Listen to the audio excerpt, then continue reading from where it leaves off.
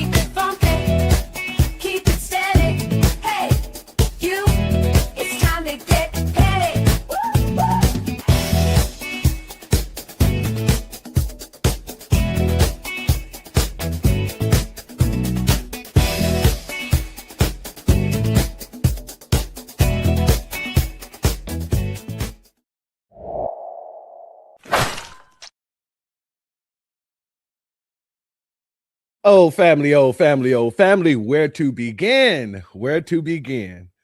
You know, Candace Owens has been doing her thing. I got to give it to her. She's been doing her thing. Who would have thought that the Magite movement would be brought down by the same tether that they use to try to push against us, to talk nonsense on our people, to basically be the face of, you know, white supremacist hatred. Who would have thought? I wouldn't have, to be honest with you. I thought they were stronger than that, you know?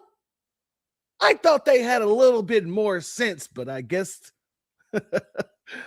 they don't. Before we get into it, family, let me go ahead and give the B1 salutes. Let me give a B1 salute and shalom to Estelle Gray in the building, our brother Jesse Paris, our sister Andrea Jones, our sister Hurricane Nisi in the building. Shout out to you, my good sister. Our brother Breeze Omega is in the building. Our sister Priscilla Taylor. Randall Robinson is in the building. Much love to each and every one of you. Our sister Lotus Tay is in the building. Much love to you. Thank you for being here. As well as our good sister Shamika Gray. Shalom, and thank you for being here. My sister. Our brother Black RU, thank you for being here, my good brother. And also thank you for your Cashapp donation. Your donation is blessed tenfold, my good brother. And I appreciate your contribution as always, my good brother. Our good brother Kid Gravity Beyond is in the building. Much love to you. Thank you for being here, as well as Dark Titan. Much love to you. Thank you for being here. Our good brother Don P is in the building. Much love to you. Thank you for being here, family, as well as Tay the Man is in the building. Much love to you. Thank you for being here, family, as well as Phyllis Speaks in the building. Much love to you. Thank you for being here, as well as Troy in the building. Much love to you. Thank you for being here. Want to make sure we got everybody.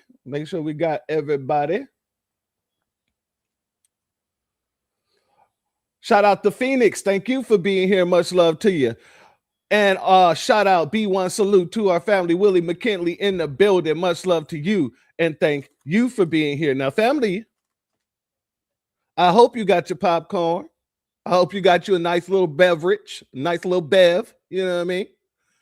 And I hope you got your feet kicked up, because you know we got to get into some of this brawling, this in-house Royal Rumble that's going on here, the brawl of the century, shall we say. Let's start off with this here.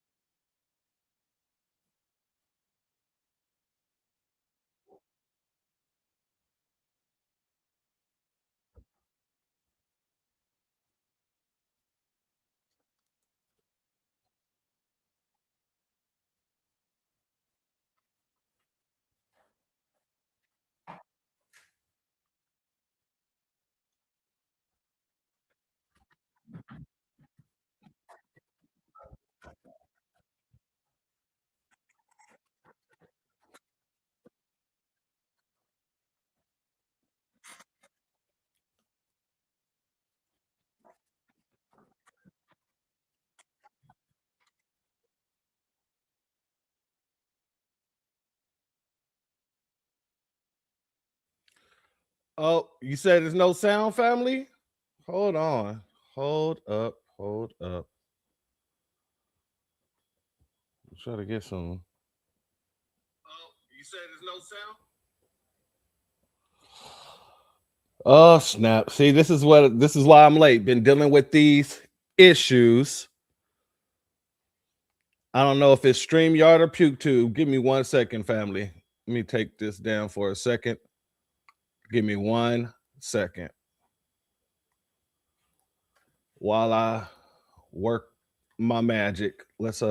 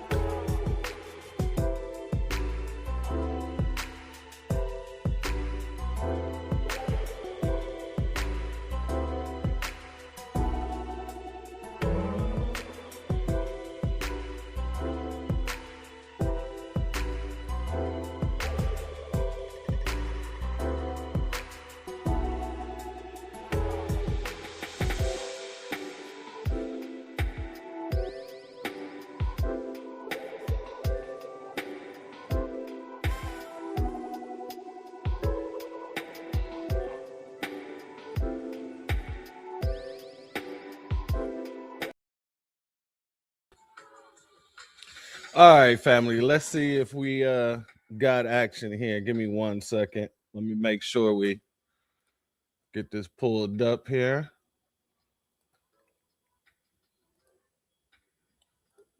Let's see here. Put a 1 in the chat if you're able to hear the video, family. Actually, this time, I'll see you next year when you change your mind again and we have more information about what happened. And you realize that the difference between me and you is that I have the courage to take the risks and ask the questions first, okay, before it's popular. You wait until it becomes popular and then you change your mind. Why? All right, we got the sound back. All right, great. Shout out to Red 6. Thank you for being here. And yeah, my apologies, family. Like I said, I was dealing with these goddamn technical issues, and that's why it took me so long to start this. So me sitting here trying to make sure we didn't have any technical issues, it still gave me the technical issues. But let's get into it, family. Now that we got her back, let me slow this down just a bit. Let's get into it. What is your theory? I don't know. I don't know. Well, what's your theory?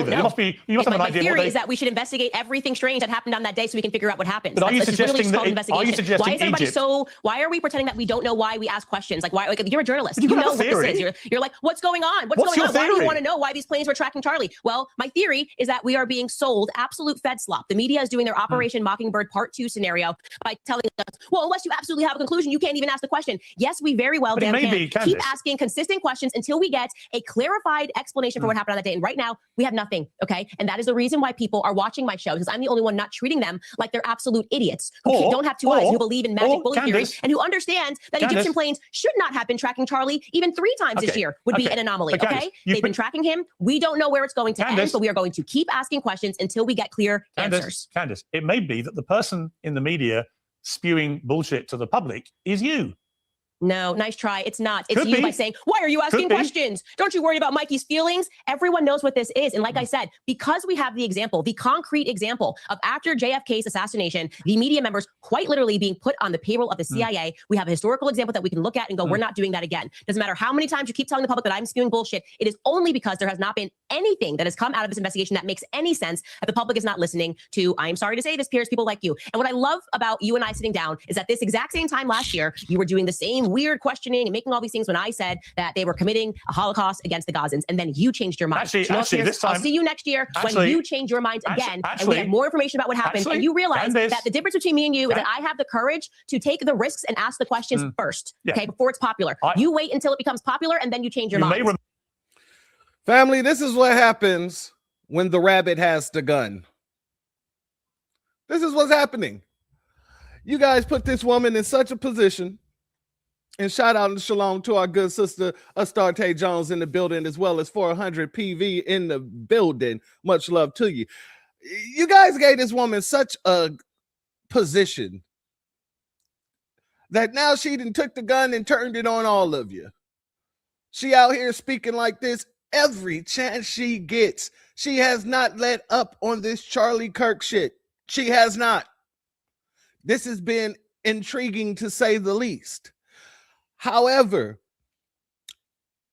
the real issue here is that, you know, you guys, you're hearing what she's saying. She's saying none of you guys have the balls, the testicular fortitude to actually talk in the manner that she's speaking, to actually call out these people in the manner that she's speaking. She told Piers, and I like when Piers said, maybe the people spreading bullshit is you. And she said, what? Nice try, Piers. It's people like you who's asking, why are you asking questions? Why are you asking questions? Y'all really, y'all proving her point, to be honest with you. Anytime someone asks a question like that, why are you asking these type of questions? You know, it does make you look a little weak, to say the least. And she made a great point with Piers with the Gaza thing. She said, this time last year, you said I was batshit crazy or wrong about, you know, the genocide happening in Gaza. And then you changed your mind. So we'll see you back here in a year when you change your mind again. See, these type of zingers, I didn't expect from Kansas, but, you know, they work out for it. I got to give it to her. You know, hey, as long as you tearing down from within, I love it. This is what this whole broadcast is actually about. Let's go here. Let's go here, family. There's a right-wing influencer civil war underway. It's Tim Pool versus Candace Owens, followed by the headliner. with Nick Fuentes versus Ian Carroll. I'll spare you the whole recap aside from this short clip right here. Candace Owens is a fucking evil scumbag. She is a degenerate. She is burning everything down, and she's gloating and smiling while she does it. And you know what you told me? She has no security. She doesn't deal with the we have to deal with. She's a piece of shit. She's making everyone else suffer. And all of these conservatives out there that send me these messages have no balls to call her out. More and more people have started doing it. They send me these messages. Good for you, Tim, but don't DM me. Like I did something for you as you cower, scared that she'll put you on her thumbnail and claim you benefited from Charlie Kirk's assassination, which she's doing to me right now. Now, without getting into the weed works of whatever drama each belligerent has with each other, what is clear is that Tim Pool has a Napoleon complex, short man syndrome, if you will. He spent the last 6 to 8 years building a highly viewed show and probably a top 10 independent right-wing news name, but is somehow unable to afford adequate security to the point where he feels like he might need to retire. And I think therein lies the issue. Tim, despite existing in the right-wing sphere, his takes and opinions are largely normie slop. They don't come from a position of courage because he isn't confident enough in his manhood and doesn't live a lifestyle like a true right-wing influencer. So when the rubber meets the road and it comes time to standing by your beliefs, it's no surprise that Tim sees security as his biggest hurdle. Nick Fuentes has people harassing him and his family all the time. One guy had a gun, but Nick takes a lot of the security into his own hands, for example. He has an online army of groypers that often manifest into real-world players too. How many Timcasters would go to rush to Tim's aid in a time of need? Which fan will agree to secure his facility during show recordings at a discount, or even simply off loyalty? Candace and Ian might have a couple, but Nick's the only one with an organization worth mentioning. Tim has danced all the way around his impending character arc. He just simply hasn't graduated from getting glazed by the influencer spotlight. He enjoys hanging with celebs and talking a mean game, but when it comes to action, he doesn't know how to proceed. Instead, he elected to crash out on a stream, which only contributes to the left's midterm efforts. So, none of these goobers want to stand up and be genuine, charismatic, honorable leaders. Which one of you will? None of them have the ability to do so, sir. But thank you for the breakdown, your quick analysis of what's happening. I wanted to include that because, it's hilarious the way he said that he brought everything together. Because, yeah, this is what it basically is. You got Tim Pool versus Kansas versus Tucker versus Nick versus Ian Carroll. It's just a lot going on. And where to start? You know what? Let's start with Tim since, he was mainly speaking about Tim. Let's get into this whole situation with Tim Pool there. Family, as we should. Let's go here, family. Let's go here. Tim was on Piers Morgan. And of course, he has some things to say about Kansas, and Piers brought him on to talk about Kansas. And we want to hear what he had to say. We're just going to play what Tim had to say. The whole thing isn't really necessary because the whole thing really isn't so much about Kansas. However, let's get into it. Shout out to our good brother, Rashad Wallace in the building. Shalom to you, as well as our brother Antithesis in the building, as well as Rael in the building. Much love to all of you. Thank you for being here. Let's get into it, family. Charlie Kirk's friends and followers were united in grief and horror by his murder, but in the months that have followed, that unity has collapsed into a bruising and incessant battle over what they stand for and why. It's Israel v. Qatar, MAGA v. MIGA, Candace v. Crowder, Tucker v. Shapiro, grifters v. groypers, and on it goes. One major flashpoint has been the conspiracies about Charlie Kirk's killer and allegations about Turning Point USA itself, which Charlie's widow, Erica, responded to earlier this week. Come after me, call me names, I don't care. Call me what you want, go down that rabbit hole, whatever. But when you go after my family, my Turning Point USA family, my Charlie Kirk Show family, when you go after the people that I love, and you're making hundreds and thousands of dollars every single episode going after the people that I love because somehow they're in on this, no. Well, before we continue, to Erica, if this ever comes across your table, how do you think your husband made everyone else who has a family feel? He was making thousands upon thousands of dollars, spewing hatred, disrespecting and denigrating people, everybody from Black Americans, foundational Black Americans to be more specific, gays, Jews, well, Jews wasn't included, excuse me, gays, and anybody else who had a problem with gun violence. He had an issue with, disrespecting them, saying things that are easily proven false. What do you think people with families felt when your husband did that, since you're sitting there saying, when you come after me, when you come after my family, when you come after my Turning Point USA family, when you come across or come after my Nick. I'm sorry, not Nick. She's been banging Nick, ladies and gentlemen. The ancestors didn't put it in my head. Now, when you come after me, when you come after Charlie's family, what do you think people such as myself was feeling when Charlie came after us? No, lady. You might be upset, but you were the person that decided to step your ass into the spotlight.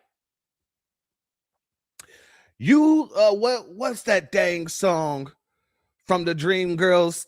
Step into the dark side, the bad side, whatever. That's what you decided to do. You decided to do that. So now you're public, open public property. Let's just put it like that.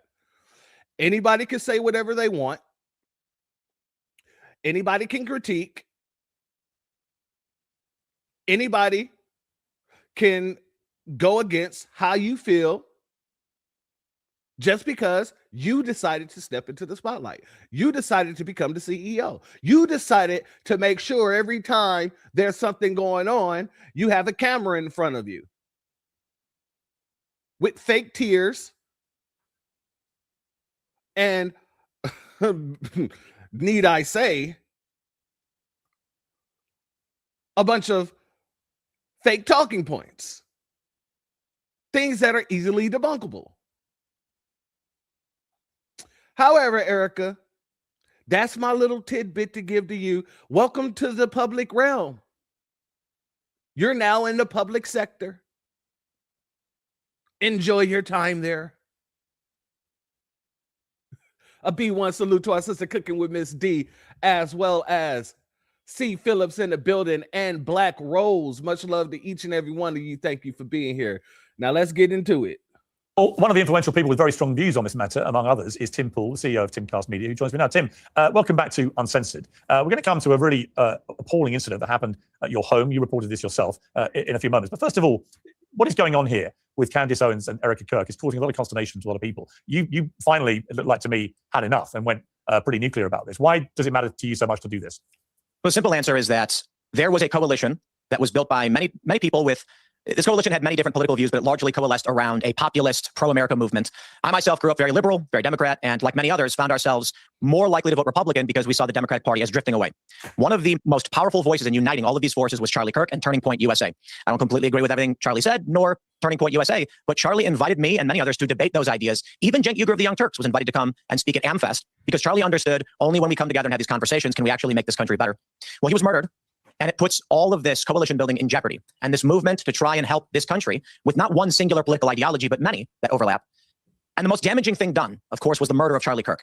And now the second most damaging thing we're looking at is Candace Owens burning down everything he built and now having the gall to go after his grieving widow and his children indirectly, threatening their livelihoods, what Charlie built. It's a bridge too far. She's said many things that were increasingly, let's just call it, unhinged. And then finally, one day she said, pull your donations from this godforsaken organization, with a direct implication in her post saying that Charlie Kirk was betrayed by Turning Point USA, even saying in one clip that his friends would have had to have signed off on his murder.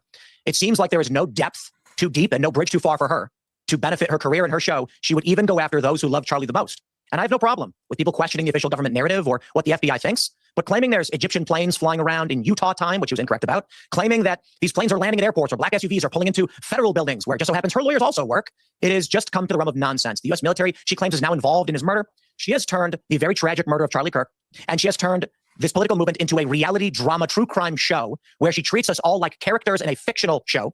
And, you know, I think it's just gone too far. And might I add, she has done a fantastic job at it. She has made this whole situation of the murder of Charlie Kirk, because I don't like to say assassination. He wasn't no political figure or anything like that. But the murder of Charlie Kirk, she has made this a very, very entertaining situation to where now people are glued to her set, not myself, but people are glued to her set just to hear what she's going to say next.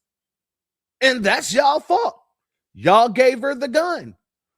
You give the monkey the gun, guess what happened? The monkey starts shooting all over the place. And now you guys are catching strays.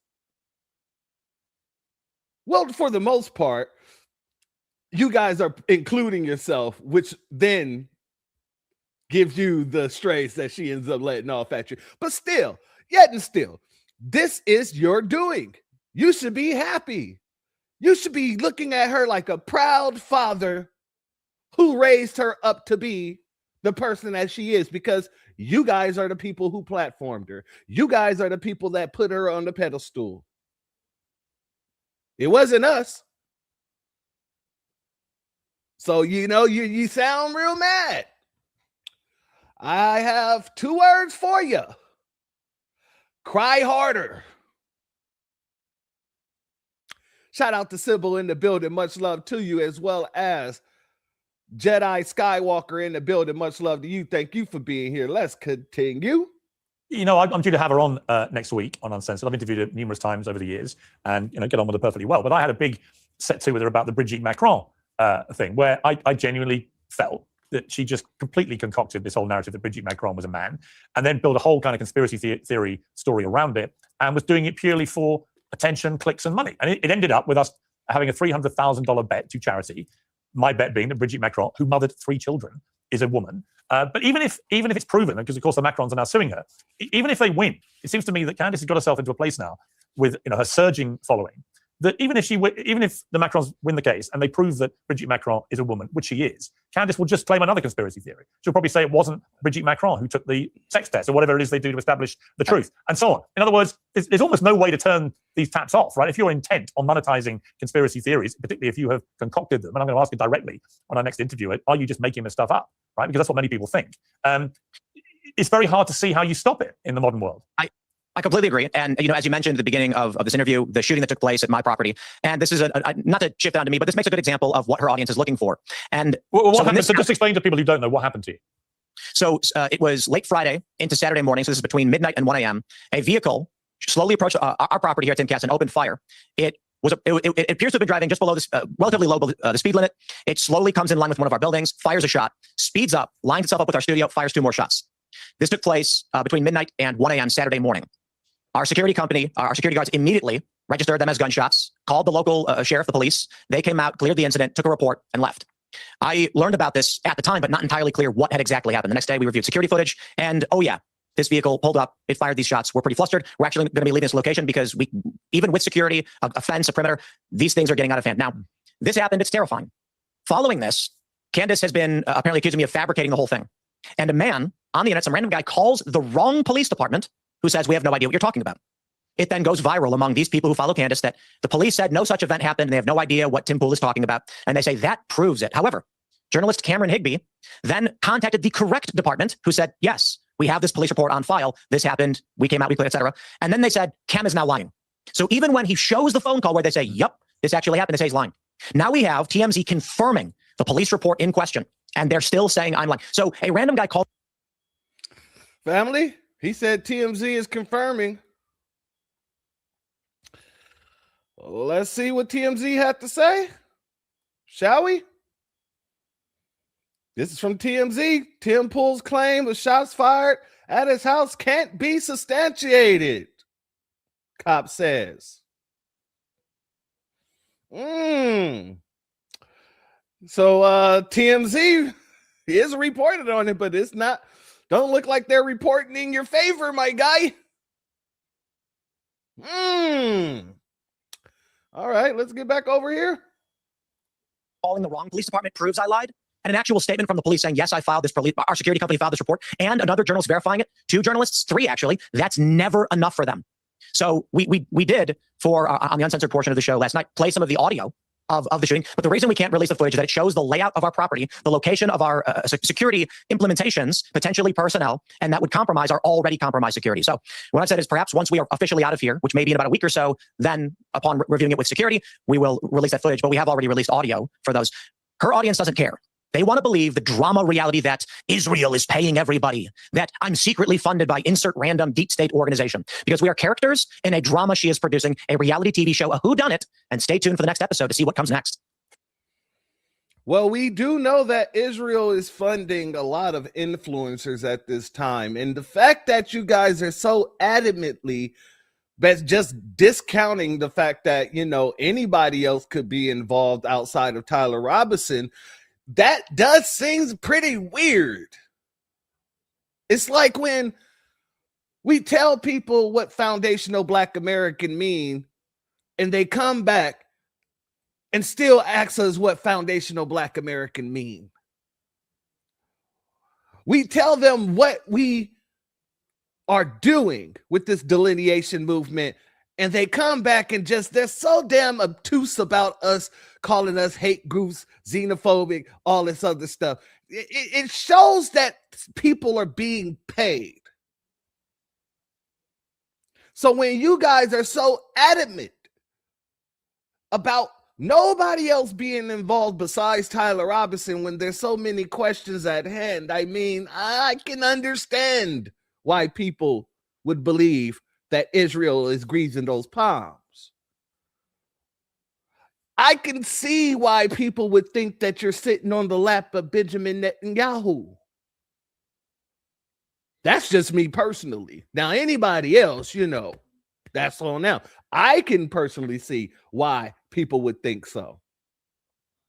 But that's the clip that I wanted to show about that situation. I want to move forward into what he had to say on his own broadcast, because that's where things get very interesting, to say the least. I'm going to grab one super chat that just came in before we jump to the next story. And it's Huey says, Tim, I work in construction and experience the same thing. My coworkers are all in on the Charlie Kirk conspiracies. If the Republicans lose in the midterms, I believe that Candace Owens is wholly responsible.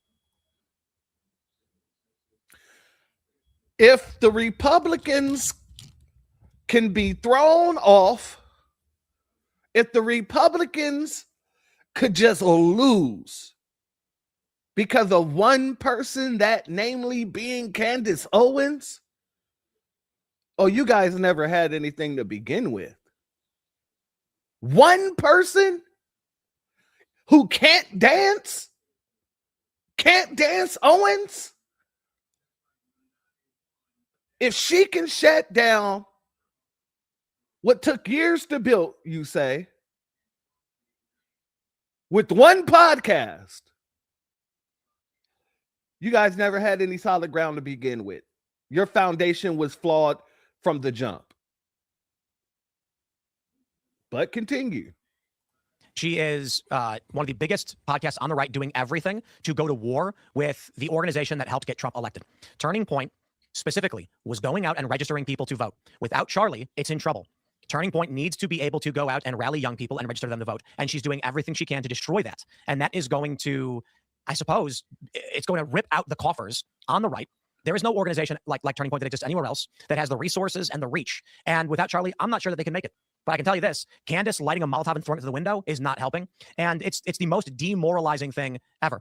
Additionally, all of the fucking cowards on the right who are too scared to say anything about her, because she tweets at me talking shit or whatever, and then a bunch of people come and flood our chat. I could give a single flying fuck. You can come and you can burn everything I have to the ground, and I will happily live in a van down by the river. I don't care to be number one. I don't need to be number one. What I care about is what is true and what will help this country and what works. And she is a fucking scumbag, okay? And she's getting worse every day. And she crossed the line. She continually crosses the line every day, insinuating that Turning Point literally killed the guy who made them all rich. And I hear this in the streets, and at a certain point, I'm like, holy shit, we're gonna lose the midterms. We're gonna lose the midterms. Then we're going to lose in 2028, and it's because she's a piece of shit. Because instead of saying, guys, let's come together and figure out how to work together, she says the stupidest retarded crap, and now everybody's running around divided and broken. For what reason? For literally what reason? Now, guess what? I'm not on the best of terms with Turning Point either. In case you didn't remember, they didn't invite us this year, and it's become a big thing or whatever. I have nothing. I can say I know what they are, I know what they do, and I'm glad they do it, and if we don't get along, so be it. I don't know that they make it without Charlie, whatever. But what is the purpose of intentionally fanning the flames for 3 endless months of just nonstop retard shit? Candace, Holy crap. You know, initially in the beginning, she brought some interesting things. New photos had emerged, and I said, wow, I even said this to Andrew Colvin at Turning Point at the beginning of October. Now she's at the point where it's video after video where she's saying it's an inside job. She's saying, like, there's a video of the dude, Mikey McCoy, grabbing his phone and making a phone call, and she's acting like that's weird. And then you get this other guy who's claiming that the business is a parking lot. Well, he full well knows business can be registered anywhere. To be fair, it's not only just Candace and saying what she's saying. It is all of these people who are like piranhas ripping the right to shreds. And you know what? A lot of cowards on the right being unwilling to say anything about it. Well. Tim, seem like you're pretty upset there, bucko. You got mayo dripping all over your desk. I'm just at the point right here, right now, where I really want you to tell us how you really feel. Tim, tell us how you really feel. Because you said you're not on the best of terms with Turning Point USA. You're just not. You're mad that they didn't invite you to come and speak.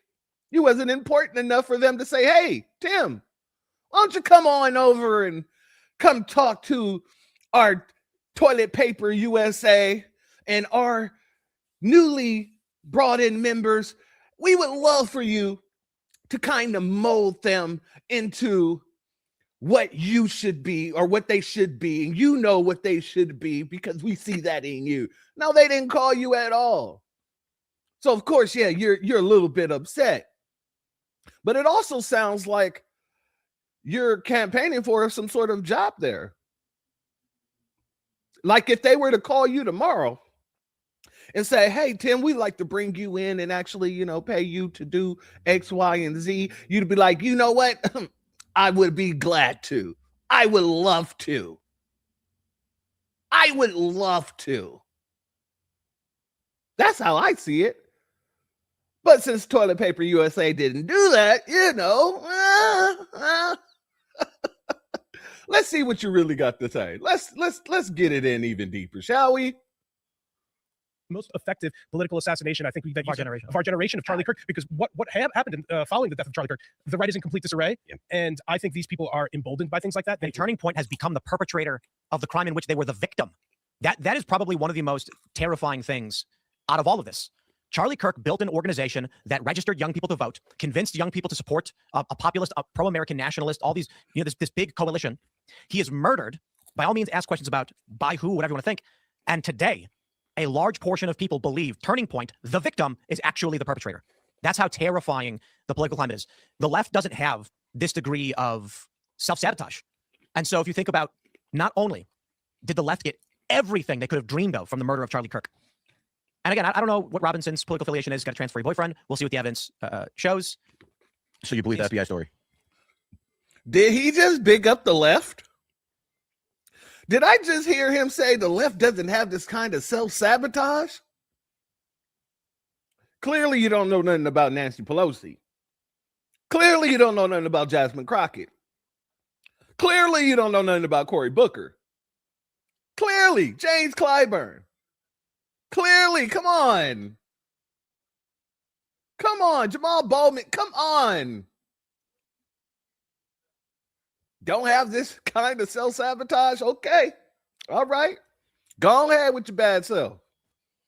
I'm so, what does that mean? What does that mean? Oh, what the FBI says, Harlow Robinson did all that. So do you believe that? I think that the evidence we have seen thus far, Occam's razor suggests Robinson is the likely culprit. We will see what happens. What evidence? What evidence? Nobody has seen any evidence. There hasn't been any evidence really released. What evidence?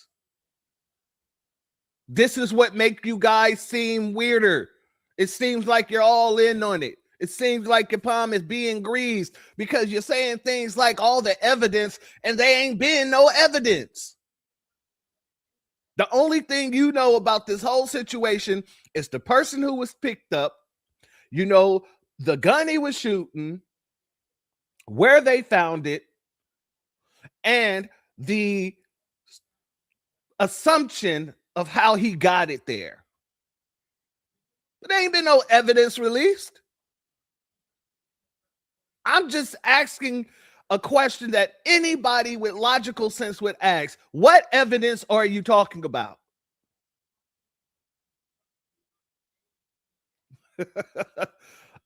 Kid says that he's a leftist at heart. I can tell, he just bigged up the left right there. He just said what? The left doesn't have these kind of self-sabotaging. Oh, yeah. Oh, yeah. Yeah, he sounds like a left already. He sounds like a leftist. Absolutely. Let's continue. Happens in the trial when evidence is presented, but there's literally no other story. Just a bunch of fucking retards on the internet saying stupid shit. And what that does is the organization that helped get Donald Trump elected, which needs to persist, you're going to be a fan of it, but it certainly will help get individual congressional candidates elected and stop Democrats from launching new committees and putting more people in prison like Steve Bannon and Peter Navarro. Instead, it's being gutted by fucking psychopaths telling people to pull their donations. So when this organization burns to the ground, or whatever the fuck happens to it, maybe they're fine. The organization that's rallying young people, causing a shift in the political leanings of a generation for the first time in history, is now in dire straits. Their leader and founder murdered, and prominent pieces of human trash are trying to destroy it. It's fucking evil. So you know what? When someone pulls in front of my property and fires on it several times, I'm sitting here looking at these vile pieces of shit and thinking to myself, for what purpose will I stick my neck out if this is what happens if a Charlie Kirk is killed? Candace Owens is a fucking evil scumbag. She is a degenerate cunt. She is burning everything down, and she's gloating and smiling while she does it. And you know what you fucking told me? She has no security. She doesn't fucking deal with the shit we have to deal with. She's a piece of shit. She's making family. Hold on. Did he just have a bitch fit? Did he just have a bitch fit? I'm just asking a question. Just asking a question. Sit down and shut the fuck up, bitch. Who's that? Okay. That's what we got. All right. Let's get back into it. Let's get back over here. Get back into it. Shout out to you, Miss Niecy. I appreciate you. I'll be doing what I be doing. I'm blessed by the Most High. Thank you very much, my beautiful sister. Let's continue, shall we? Making everyone else suffer, and all of these fucking conservatives out there that send me these fucking messages have no fucking balls to call her out. More and more people have started doing it. They send me these fucking messages. Good for you, Tim. Good for you, Tim. I wasn't the first person to do it. I'm not gonna take credit for that, but don't fucking DM me like I did something for you as you fucking cower, scared that she'll put you on her thumbnail and claim you benefited from Charlie Kirk's assassination, which he's doing to me right fucking now. Yeah, that was I'm fucking done with these people. She has security, just not on the level of you. Oh yeah, the one fat guy you mentioned with no wall and no barrier in a suburban neighborhood with neighbors. She doesn't give two fucking shits. No one's out for her. She's lying about all of this. You told me you went to her house and she's got a 4-foot wall and one fat guy, and she doesn't give a shit about her security. Meanwhile, I get bullets fired at my fucking property, and I have to go live in the middle of nowhere. And I got fucking strangers coming up to my house in Maryland, breaking in. I got people showing up and beating up the residents who try to live there. How the fuck am I even supposed to sell this property? And it's all lies. It's all hypocrisy, and it is for the purpose of making money. And she does not live the way other people live. So, if you got people being beat up on your property, your residents, people who you're renting to, shouldn't you have like a police report on that? Wouldn't you be able to bring in those residents, those, people, those tenants that you're renting to? Bring them onto your show and let them tell their story. Why don't you do that? I don't believe the situation with the gun situation because, like I said, TMZ said they ain't able to corroborate it. But you name dropped TMZ. So, I don't believe that. And I don't think I can believe the situation with your tenants getting beat up if your tenants don't come out and say it themselves. If you don't show me a police report saying that people raided one of your properties and beat up your tenants, it just sounds very extreme to me. It sounds very theatrical. If you ask me, of course. Shout out to our sister Donna C. Shalom, and thank you for being here, my good sister. These salties are batshit crazy. I'm with you there.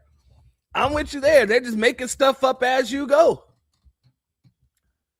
You just making stuff up as you go. Let's continue. And she claims she likes Charlie, she loves Charlie, and she is burning everything down that he built because she is evil. She is evil. And I'll say it again, this conservative movement is fractured, it's fried, whatever it is, okay? Republicans are on track to lose the midterms. They were actually trending in the other direction until Charlie Kirk was murdered. Yeah. And this is the point, isn't it? The most effective political assassination in history, and thanks to the likes of the vile cunt Candace Owens, she has turned Turning Point into the perpetrator. Did he say the most effective political assassination in history? The most effective?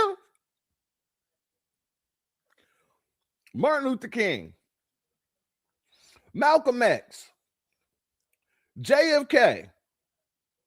None of those are the most effective. An anti-black bigot running around spewing hatred all over the place who gets popped right as he's about to spew some anti-black nonsense is the most effective political assassination. Family, I tell you, these people just be pulling any old thing out of their ass. That came straight from the depth of his ass. Pause. Let's continue. Of the crime that was against them. I don't get paid by any of these people. I'm not on good terms necessarily with Turning Point USA. They didn't invite me to their stupid event. I don't want to go. I don't want to go. They invited me back after I started criticizing Candace. I'm not going to your event. I'm over all of this shit. The last thing that I need to deal with is a bunch of cowards in conservative media refusing to stand up to her. Megyn Kelly, come on. I appreciate the kind words, but come on. Such fucking pathetic bullshit. You know, and I get people saying, Tim, thank you so much for talking about. I don't care. I'm not doing a favor for anybody. I'm not doing this to benefit anybody. Nobody's paying me. There's no fucking Russia. There's no fucking Israel. There's just me sticking my neck out and then risking dying for what? A bunch of cowards that don't want to stand up to protect themselves? People like fucking Candace Owens. I couldn't believe that she put you in the thumbnail of fucking cunt of her piece today. I'm done. Hey, like I said, sounds pretty much like a bid fit to me. Sit down and shut the fuck up, bitch. Let's hear what Kansas had to say about it. We can't go without letting Kansas get her response in, right? Let's hear what old Candace had to say. Let's go. In other news and emotional manipulation, Tim Pool is having some sort of a breakdown. I don't really know what it's about. I don't know why he's tweeting about me all the time. I hope he gets well, but I do want to address this absurd point that he is making about why we shouldn't be speaking about Charlie Kirk's assassination. Take a listen. You can come and you can burn everything I have to the ground and I will happily live in a van down by the river. I don't care to be number one. I don't need to be number one. What I care about is what is true and what will help this country and what works. And she is a scumbag, okay? And she's getting worse every day. And she crossed the line. She continually crosses the line every day, insinuating the Turning Point literally killed the guy who made them all rich. And I hear this in the streets, and at a certain point, I'm like, holy shit, we're going to lose the midterms. We're going to lose the midterms. Then we're going to lose in 2028. And it's because she's a piece of shit. Because instead of saying, guys, let's come together and figure out how to work together, she says the stupidest retarded crap. And now everybody's running around divided and broken. For what reason? For literally what reason? Because they killed Charlie Kirk in broad daylight and we don't care about your stupid midterms. We just don't care. Like, they really, this is how they view Charlie Kirk. That's what I say. Was anything in his life real? Tim Pool is going off right now because he's like, it's not the time. You guys need to be mules. You need to keep voting in the very corrupt people that are lying to your faces right now about what happened to Charlie Kirk. It is not the time because it is your job to get people into office. This is what I mean when I suggest that nothing in Charlie Kirk's life was real. So he really thinks he's doing something there. And actually what he's doing is proving my point. These people just saw Charlie as a means to an end, okay? As a political horse that they could ride. And so for whatever reason, they got tired riding him. And now they're angry because they also were going to whip the horse, the ghost of Charlie Kirk, and say, we still need you to shore up votes. And it is inconvenient that people who actually cared about Charlie and saw him as a, I don't know, human being, want to know why he was publicly executed in front of us and why we're being lied to about everything. That is why Tim Pool is upset, because midterms, it's going to be my fault, not the fault of the feds for feeding us BS. It's not going to be the fault of Turning Point USA for lying and thinking that they're brighter than us and seemingly not caring about the investigation. It's not going to be the fault of, I don't know, maybe actual politicians like Donald Trump, who's the president of the United States, and look us in the face and said, are we still talking about the Epstein files?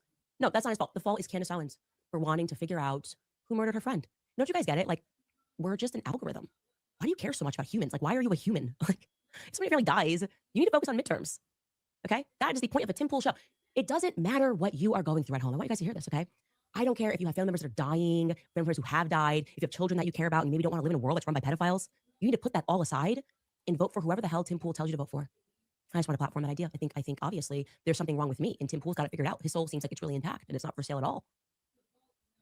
Family?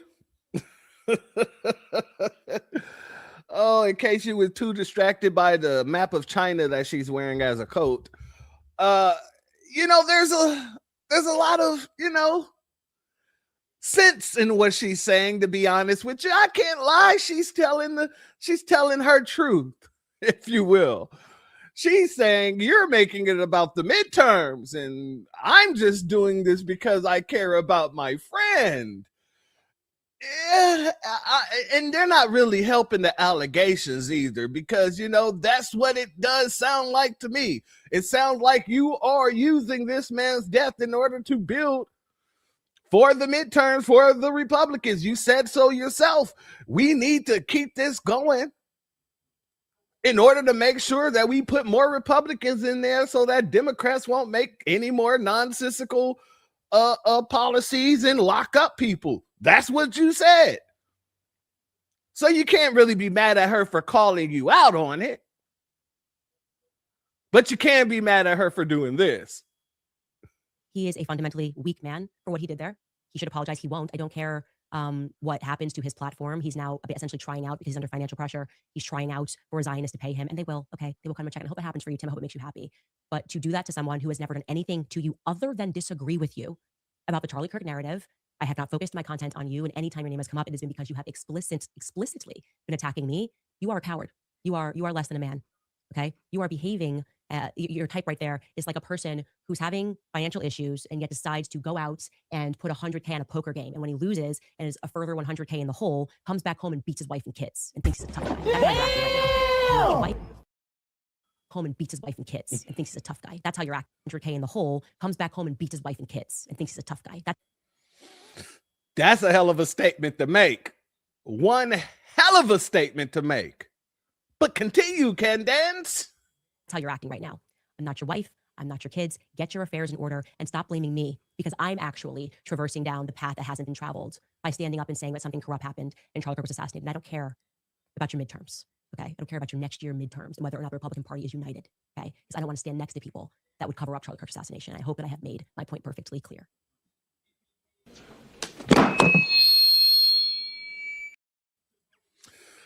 Hey, Tim, I want you to know that, you know, whatever you're doing, you're not getting the people on your side, because after you had that to say, after Candace had that to say, excuse me for a hot second. I don't know what the hell happened here. There we go. That's what we want. I started seeing memes like this going around.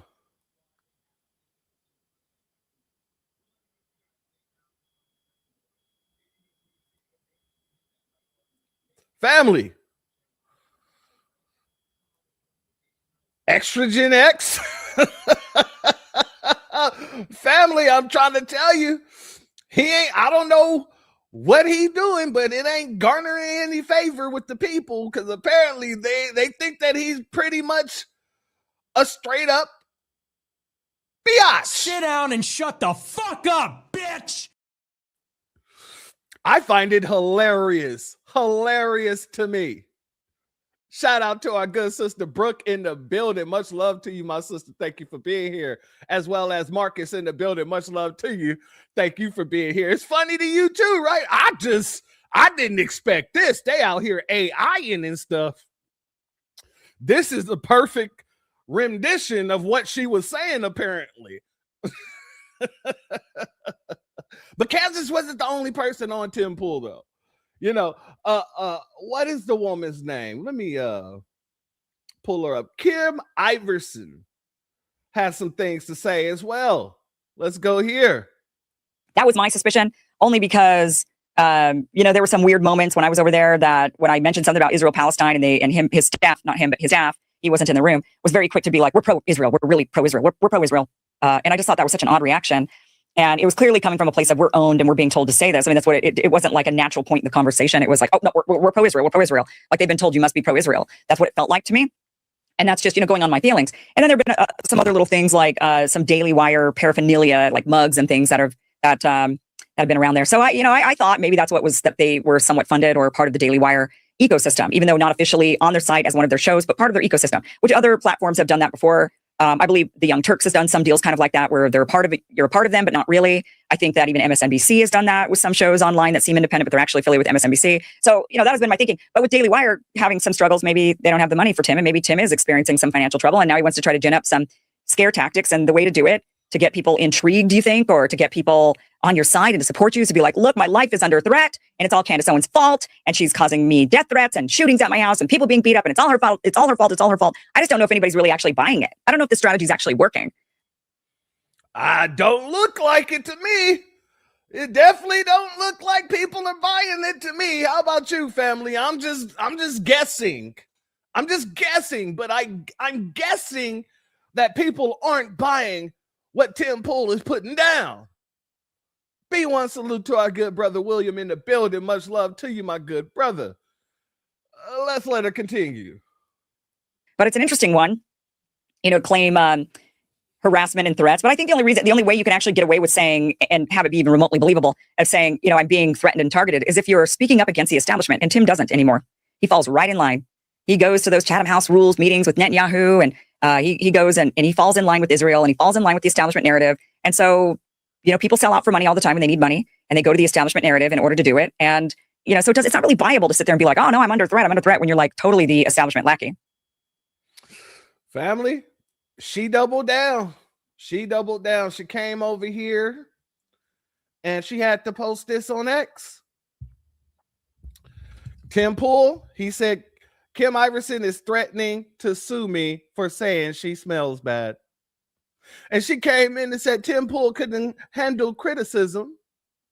So he cooked up a junior high hygiene smear classic behavior from short, bald, insecure man who panics when exposed. I warned him privately and he still doubled down. I've got receipts that shred every part of his history. But why waste years in court when he's already torpedoing his own career for free? Damn! She said, you ain't even worth taking to court, Tim. She said, you're not even worth taking to court. You're destroying yourself. You're destroying your career with every breath you take and every move you make. Damn, Tim. Say it ain't so, Joe. And then, Candace had to come back around here and talk about how Tim was working with, Washington Post. So she says, Tim Pool working with the Washington Post on a hit piece about me is just like peak extragen. Oh, family, peak extragen. Oh, geez. So now this all makes sense. It all makes sense. Her social metrics were low before Charlie died. It's almost as delusional as the fake shooting he survived last week. Damn! Y'all letting Kansas cook you like this? The Nabisco are letting Kansas cook them like this, really? Say it ain't so, Tim Cast. Say it ain't so. Oh, wow, family. This is what the people are thinking. Let's go here. The jig is up. They comparing you to Jesse Smollett. Tim, you are Tim Smollett now. Man, how do you feel about that? I wouldn't take that line down. I'm sorry, I just couldn't do it. Pause. Come on, Tim. You gotta shoot back, Tim. You can't just let people do you like this, Tim. You can't let people do you like this, Tim. Hey, Tim. Why do you always wear that beanie? Oh, let's keep it on. Oh, Tim. You getting roasted like this, Tim? I thought y'all was long and strong, Tim. By your own, it be your own people. It be your own people. This is Tim Pool now. Beanie Shapiro. Tim Cass, IRL. in real life. Tim, you getting compared to Ben now? You and Ben is the same person? Oh, Tim, you letting these folks get you like this? Family, when I say that this has been hilarious, I am amused to the 1,000th power. I love it. I love it. And Tim been getting roasted so damn bad that people are starting to think that it's a psyop. Everything's a psyop these days. Let's go here, family.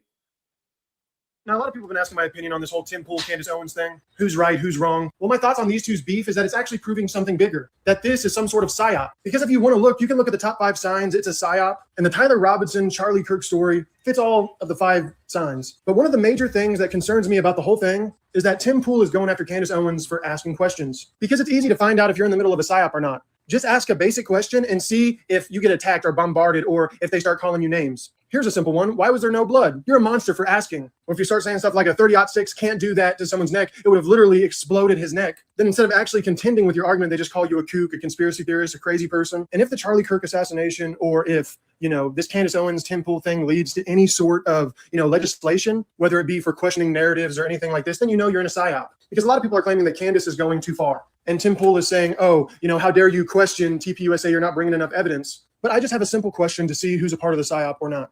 Comment down below, what would you do if Candace was right? What if all of her allegations were right? What would you do and what would you say?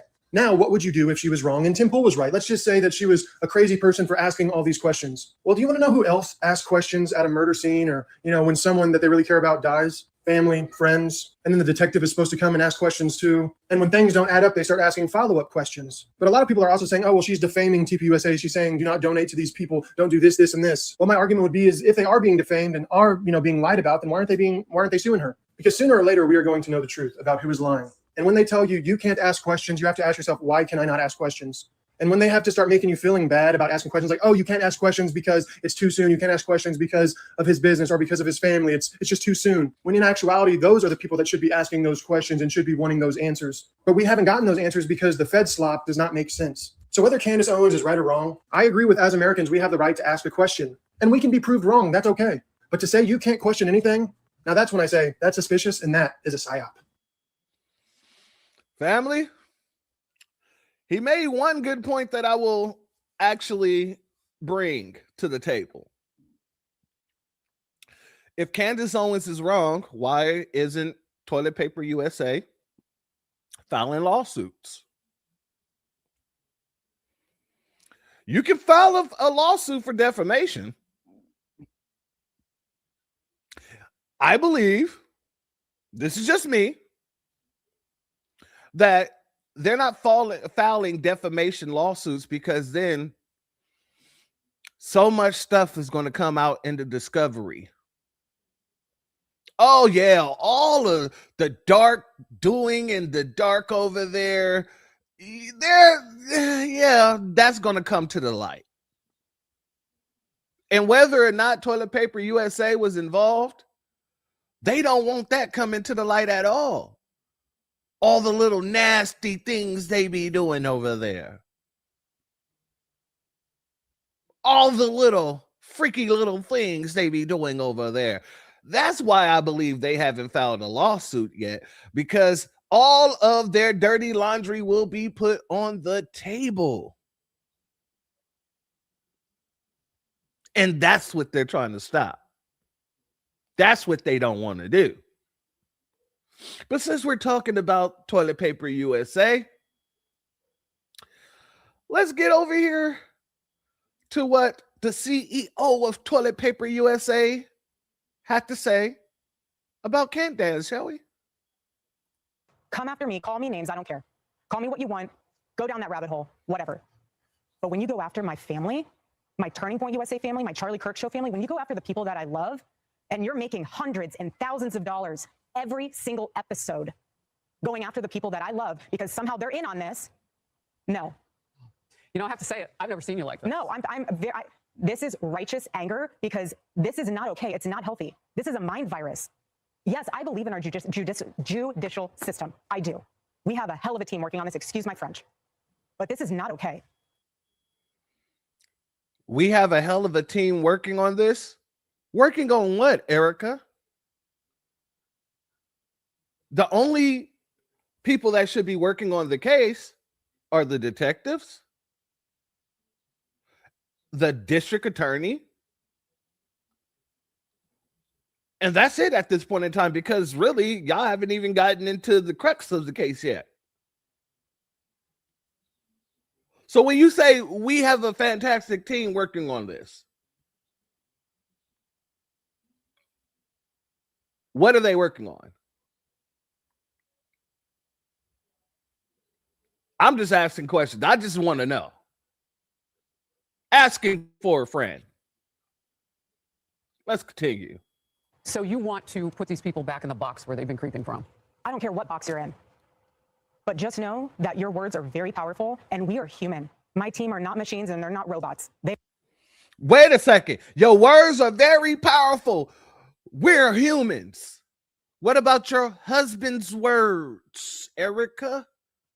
Was he not talking about other humans?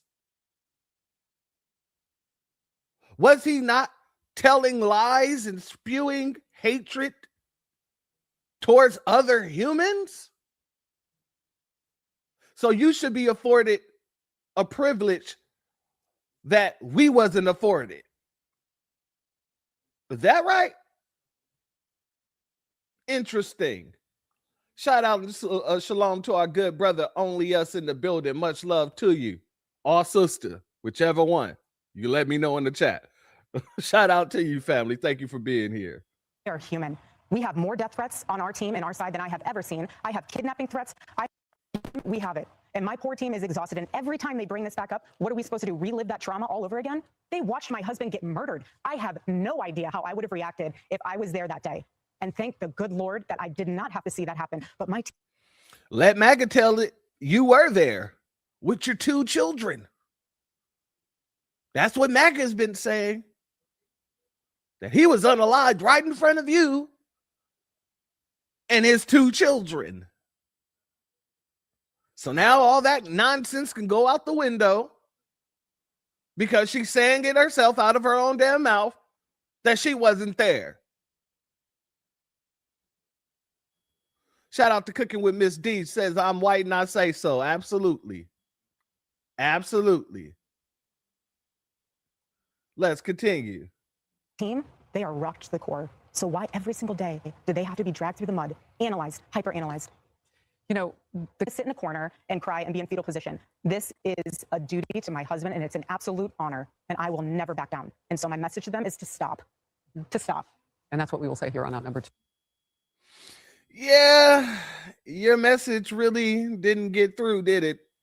This is what Kansas had to say afterwards. Hold on. Okay, super fun show today. You're probably seeing the clips, but Erica has gone off on conspiracy theorists. Obviously, every journalist out there is emailing me because it's about me. It's indirect, but it's also about me. And don't worry, in case you think it's not about me, she is going to name check me on stage with Barry Weiss on Saturday. How do we know? Because our mommy sleuths be everywhere. And they recorded the town hall today. And as soon as the town hall concluded, we got a flutter of emails. And what she says about the Egyptian planes, I'm sorry, not going to lie, it's a little suspicious. It's weird. It's a weird response. So look, we got to go there. Okay, super fun show. She said we got to go there. Go where? Can't dance? Lead the way. Shout out to FBA Queen for this comment. Thank you for being here, my sister. Excuse me, FBA Empowerment. Shout out to you, Queen. Thank you for being here. They tell so many lies they can't keep up their own, keep up with their own lies, and you ain't lying there. At least somebody's telling the truth around this piece, because the damn show ain't them. Let's be very clear about that. Let's get into it. She says she has to go there. Let's see where she's going. I'm sorry, but that whole thing right there is frustrating. And I'm going to explain to you why I just do not accept any of that. First and foremost, the idea that she does not have time. Okay, she definitely has time. Okay, she's done Hannity, she's done The Five, she's done Fox and Friends, she's done Outnumbered, she's done Megyn Kelly Live. She sat down with the New York Times. She made time, by the way, in case you don't remember, to fly to DC for Sergio Gore to be sworn into the ambassador to India, as the ambassador to India, which feels kind of obscure, not necessarily related to Turning Point USA affairs, building affairs, or whatever it is. But sure, that's fine. I mean, obviously, you're also allowed to be a person if that's the homie and that's what you want to do. Sure, but we are indeed speaking about a coast-to-coast flight to stand up next to somebody and basically say, Charlie loved you. That was like the 15-second speech that she gave, right? Here's actually, we have a clip of that speech that she gave. Well, he was also very good friends with a guy named Charlie. We just knew him as Charlie, and his wife, who we love so much, is here with us. And maybe you know how close they were together. Maybe, Erica, you could say a couple of words, please. Honored to, sir. Charlie loved you. It's hard not to get emotional because I know that he would have been the first phone call when he found out that you were going to be taking this position. And the way that I was able to witness the two of you work together for years and to champion and support the president was absolutely humbling to witness. And I am so proud of you. And Charlie is going to be with you every single day in spirit. And I will be praying for you every day because I know that this is just the beginning of an incredible opportunity for you. And sir, thank you for allowing Sergio to have this beautiful moment. Thank you very much. Thank you, Dorothy. That's just an ambassador to India swearing in ceremony. Again, if that's your friend, you want to be there, that makes sense. She's also a person, and she can decide what she wants to do there. But the point that I'm making is that's a coastal flight that she made to be there to watch a paper get signed. She has also made time for an upcoming CBS News town hall sit down with Barry Weiss, which was filmed today. So Erica Kirk has time. She has time. It is just what she means to say, not her priority, which is you are allowed to prioritize things in your own life. But this is not a matter of time constraint. It is not her priority to respond to the majority, actually. The majority of people think of this as BS. The majority of people think Turning Point, and she does not feel that what she wants to do as a matter of priority, responding. Okay, that's fine. Now, to that point that people are making hundreds and thousands of dollars, I just don't get how there's not someone on this very large PR team, as we're seeing these PR campaigns go out, that doesn't go, hey, maybe we should strike that. They made $40 million like 2 nights ago at Mar-a-Lago. Maybe that feels kind of a little bit like let them eat cake-ish. Oh, and we've made more than, separately from Mar-a-Lago, Turning Point USA, since Charlie was killed, just so you guys know, this is a fact, has made more than $100 million. That is separate from the $40 million they made at Mar-a-Lago the other night. So since Charlie has died, that organization has taken in $140 million. But gosh darn you people that are making hundreds of dollars every day on YouTube talking about Charlie Kirk's assassination and the BS narrative that is being fed and the very obvious psychological operation that is being employed to make you accept the BS that they are trying to sell to us. God. Family, I had to go get me some more popcorn. I ran out. Is Candace out here pocket watching? Oh, she's giving all the tea, ain't she? Y'all made $40 million at Mar-a-Lago. Y'all got made up to what, $100 million outside of that $40 million. So since Charlie Kirk neck twerk has been taken off of this plane, you guys have been able to utilize that into $140 million. Go figure. Go figure that they would be using somebody that they were using before. You don't say. Family, Candace, she just don't know. But this is what it really boils down to. Candace, I'll stop if Erica asks me to. I'll stop if Erica tells me to stop. Candace, stop. No. And that's really what it boils down to. I like it. This is very simple stuff. This is very simple and plain. Forget it, she say. Let's go here.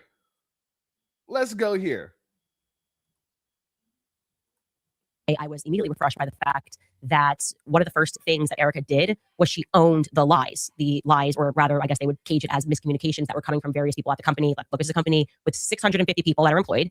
Everybody at this time is exceedingly emotional, and they are communicating. And no matter what somebody says on Twitter, they assume that this communication has come down from management, and that's not always a circumstance. But they owned right away, which felt great, that if you guys recall, Erica sat down with Glenn Beck. I actually missed this portion because I didn't get to watch the interview in its entirety, and we were pulling clips because a lot. My apologies, family. Let me give you a little context here.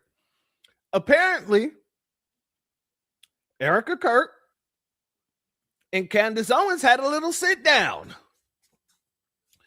And this is really what she's actually referring to, the sit down that they had. But let's let her continue. coming out very quickly, but there was a portion that was going around that was viral, and it was Erica saying that she had Charlie's phone and that Charlie never texted anybody the night before saying that he thought that they were going to kill him. And that obviously reflected poorly on me because I was the one who said that he did in fact text multiple people the night before.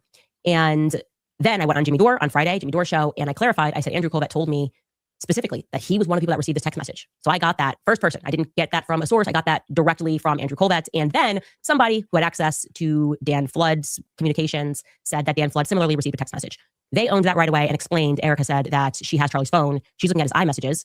And it turns out that he, like everybody else, communicates on Signal. He communicates on Telegram. And that those, when she heard me say that, they then went and looked. And yes, that what I said was true. Andrew Colvett received a message the night before, and Dan Flood received a message the night before. Now they asked me if I had actually like a concrete copy of what Dan Flood got the night before. And I said, no, somebody told me what it said, which was almost exactly what Andrew said, which is they're going to kill me. Andrew did not know who they were, that the they that he was referring to were, but they clarified that the message that Dan Flood received said the left is going to kill me. So I can't confirm that one way or the other. I have to trust them on that because I did not see that concrete message. I was told that it said they. Salute to Debo in the building. Much love to you. Yes, Candace is a tether. Absolutely. Shout out to Payroll in the building as well. Thank you for being here, family, as well as our good brother, Legit Hustle, in the building. Much love to you, and thank you for being here, family. So, y'all had to sit down. She told you that, you know, what she told you, and what was your takeaway from it, Can't Dance? Did you walk away feeling like, okay, I can lay this to bed now, I can go to sleep, I can rest easy, knowing that TP, Toilet Paper USA, had nothing to do with this, that Erica had nothing to do with this? Did you walk away like that? Let's see what she did. I said, one of the reasons why I really want to sit down is because I want to walk out of here and feel confident saying to my audience, hey, like, there's stuff going on behind the scenes, but Tyler Robinson shot Charlie Kirk. Like, that more will come out, but you can take it from me that this is what happened. I was looking to achieve that because there's been a lot of signaling from various people, some people who are experts, some people who have been involved in cases, that there's obviously going to be stuff that the public does not have access to. And so it is at least plausible that they have seen very clear footage that we've been asking for of Tyler Robinson getting up there and taking the shot. Like, they have access to UVU cameras. So I was hoping to hear that. And I said that I want to hear why people feel so confident at Turning Point USA that Tyler Robinson is the guy. And at this point, they elected to call the lawyer, like, you know, their lawyer who is involved in this case. One of the lawyers that's involved in this case. There's always a team of lawyers, especially for something like this. And what I got from the lawyer did not make me feel that Tyler Robinson shot Charlie Kirk. It did not make me feel confident that he didn't or did shoot Charlie Kirk. I was very surprised by this. He spoke a very long time. I asked, you know, can you share with me what it is? And I said, when you share it with me, I will not say what that thing is. If that's what if we want to protect the integrity of the case. I'm not going to, if you say, we've got the footage of him taking a shot, I promise I won't say that to the audience, but I will communicate to them that you have something that is solid. And no, to the exact contrary, this guy effectively said, not effectively, he said that they have nothing but the affidavit. Okay, so what we have seen is what they have. What is being discussed publicly, you are this whole like non-expert problem with like, well, you don't know. It's like what you read, his messages that don't have any dates on it, Tyler Robinson writing out everything in a clean alibi. That's what they have. And what he explained to me was that that's the affidavit stage. That's where it's at. And then what takes place now is the investigation is ongoing, right? So right now they're looking for more information. And once investigators, they could very well have obviously footage, and that is why they might feel that, we're definitely against prosecution. But the reality is they don't actually share that information with the victim. They don't share that information with Erica. In this part of the process, they will not know what investigators have discovered. This is what the lawyer told me until May. Okay. They have not seen anything that you have not seen, is what I want you to know. So with that in mind, I'm sitting here going, why are you signaling? Why do I feel like the public's being gaslit on this? There's been nothing that's convincing. There are so many commentators who have gone out and said to you, it's overwhelming. The evidence is overwhelming. The text messages that don't have a date, that don't even sound real, that's overwhelming. That to me feels really fake and gay. I really do want to say that to every commentator that is out there trying to tell the public and insisting that if you say it enough times to become real, you're actually just being dishonest. And I offer that a more honest way to communicate would be to say, we think he's involved. We feel strongly. I've said that. I think he's involved. We are very hopeful that throughout this investigation, we are going to get that concrete thing. And that's where we're at right now. That's just the stage that we are at. That is not what we're getting from them. That is like, I just feel like that's really important to let you guys know. Let the gaslighting stop. They have what you have. Okay. There is nothing else. They are in an investigative stage. Erica has been named as the victim. They will know more in this May hearing, which is the probable cause hearing. That's what the lawyer told me, it's probable cause hearing. And that's when they will see the evidence. That's when they get to present the evidence, why they are going to stand there before a judge and be like, yes, we need to move this forward. It's not just an affidavit. We're not pulling together scraps. We have concrete evidence. Until then, okay, until we all get on the same page and understand what else they have, I am very confident stating the opposite of all of my, I guess, well-paid peers in that I don't believe that Tyler Robinson pulled the trigger.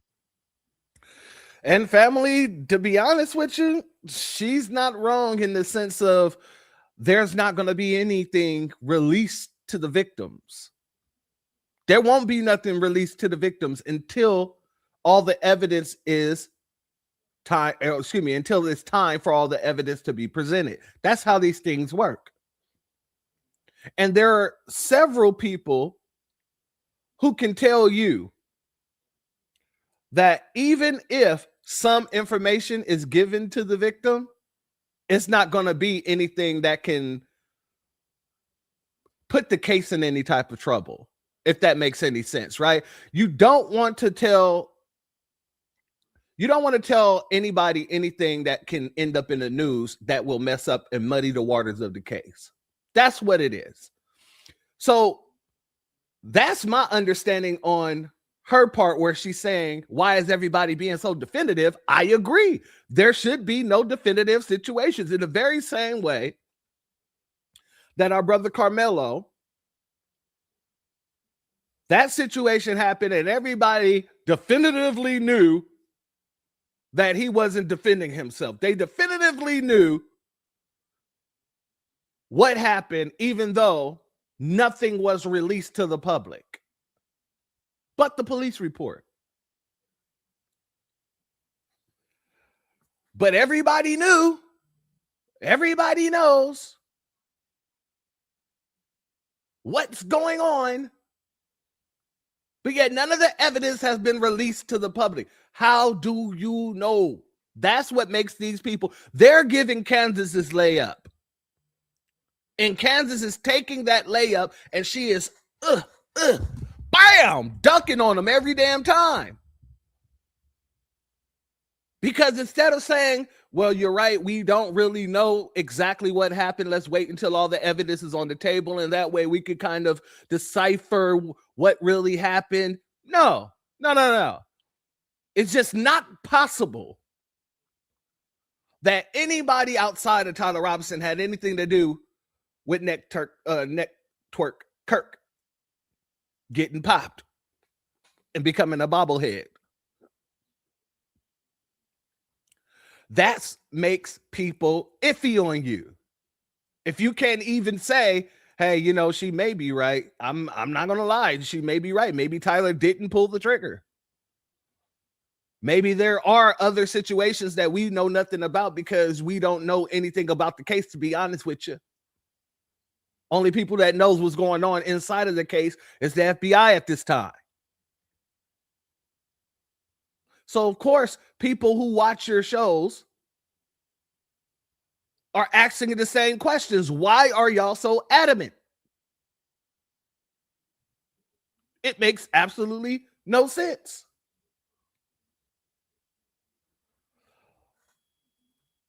Well, Megyn Kelly had to step into it, and she has some things to say.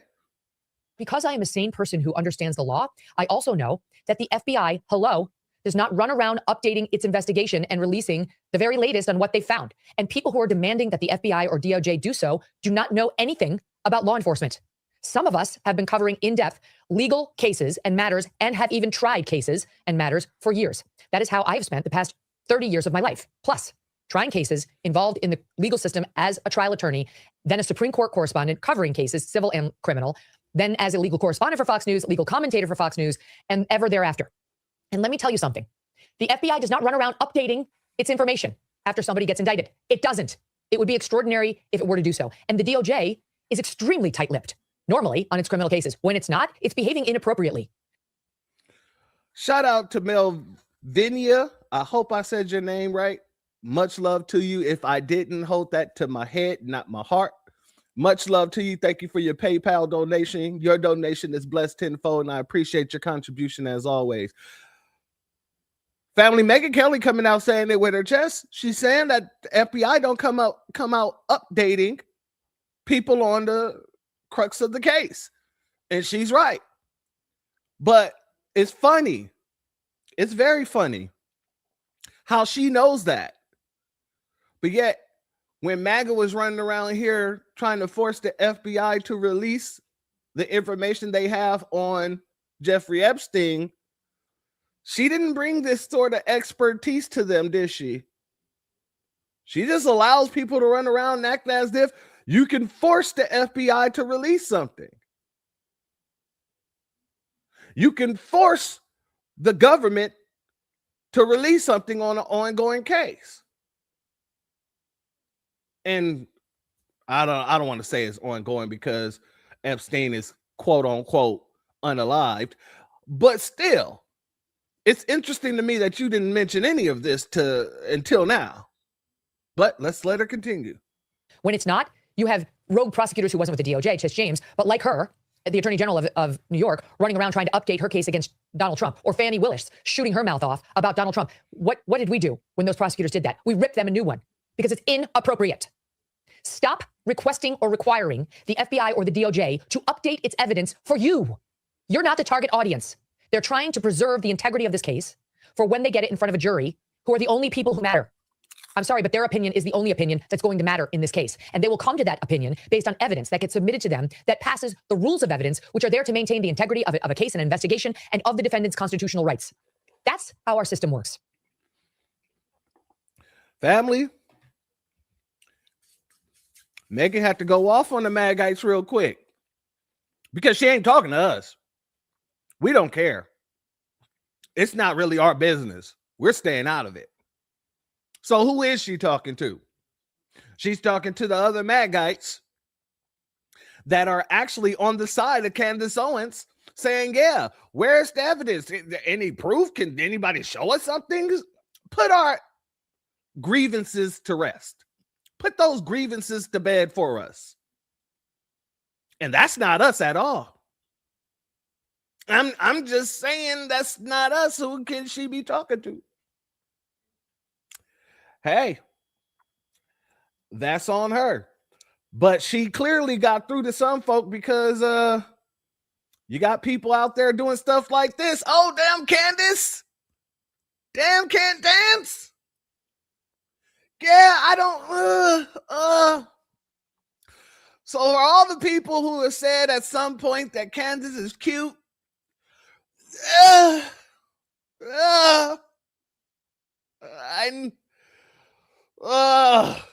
just saying. But you see what they're doing here now. They're making her the demonic, making her the evil person, making her the devil, as you will, and saying that Erica's the holy one. She's the goody two-shoes. She's the actual Christian of the bunch, you know? And Candace better learn quick that she's still, no matter what she does and no matter what she says, she's not considered a Nabisco. So yeah, you're going to be demonized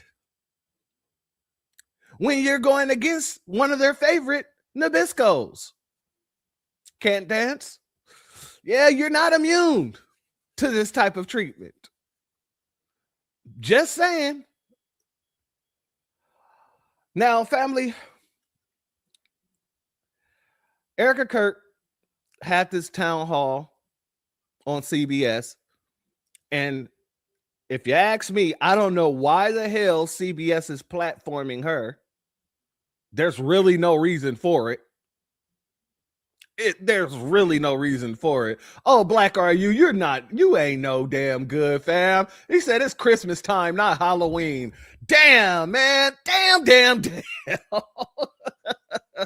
He said Candace looked like a Halloween mask. Damn it. Oh, man, I would never want to get chased down a dark alley with that mask on. I'm going to be 100% honest with you. But the mask is far off. Truth is no. Family, I don't know why CBS would platform Erica Kirk. I just don't. And it just irritates me that all of a sudden she's become this rock star, superstar for no reason, just because her husband got turned into a bobblehead. They literally are giving her platform after platform after platform in order to try to do revisionist history. And yeah,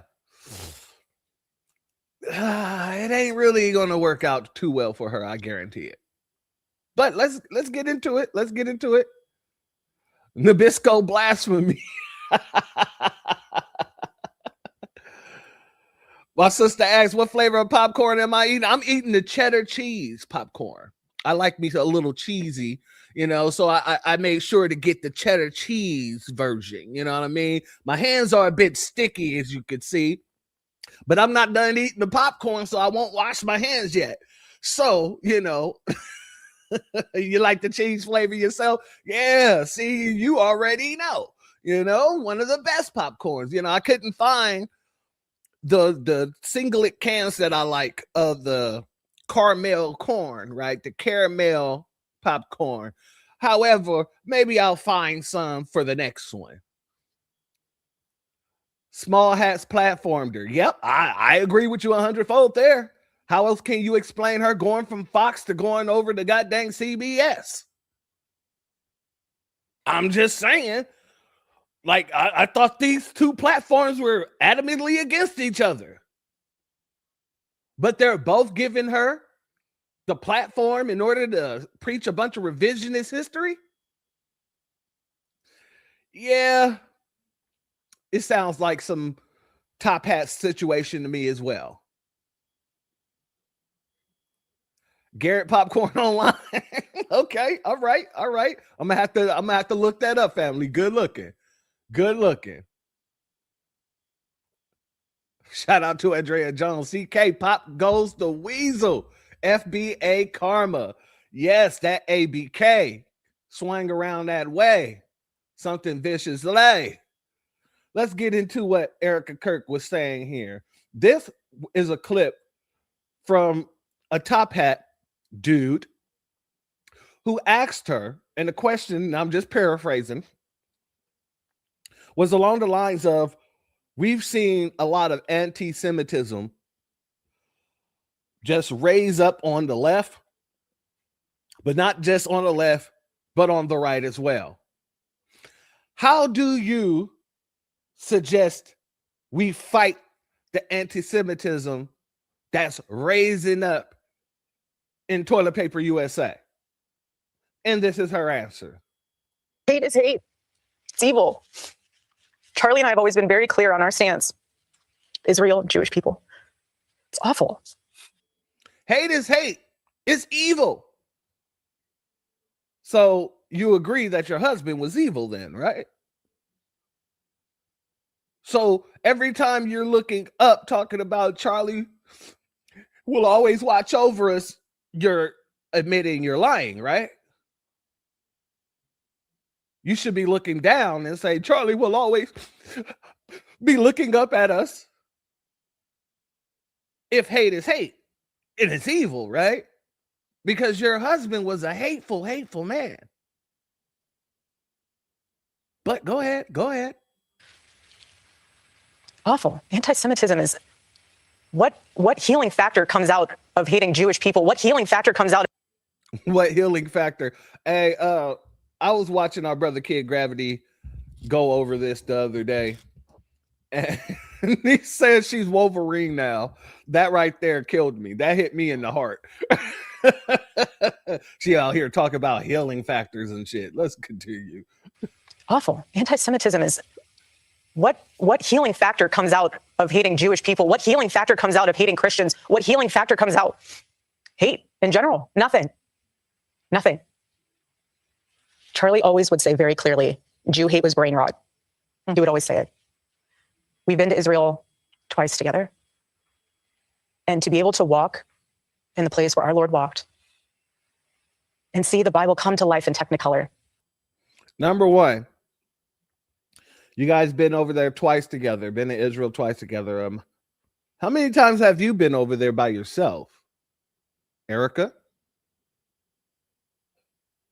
That's just a simple question. Number two, that ain't the natural Holy Land. That's not the original Holy Land. That goddamn place was created in the 1940s or some like that. So, lies maybe? Absolutely. Let's continue. How could you hate that place? How could you hate the Jewish people? All right. Let's go here.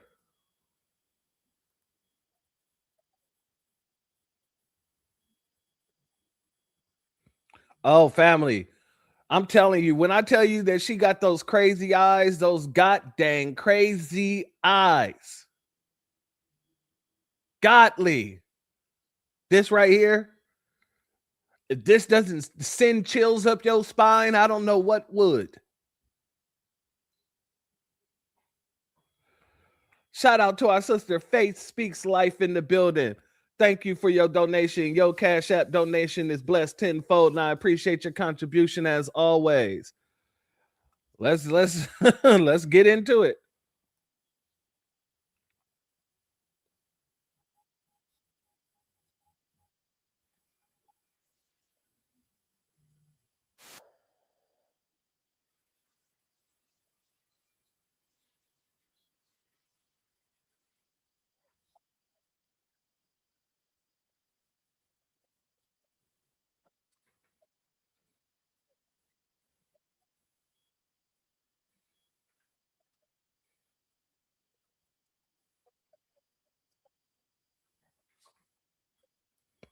The audio went out again, family.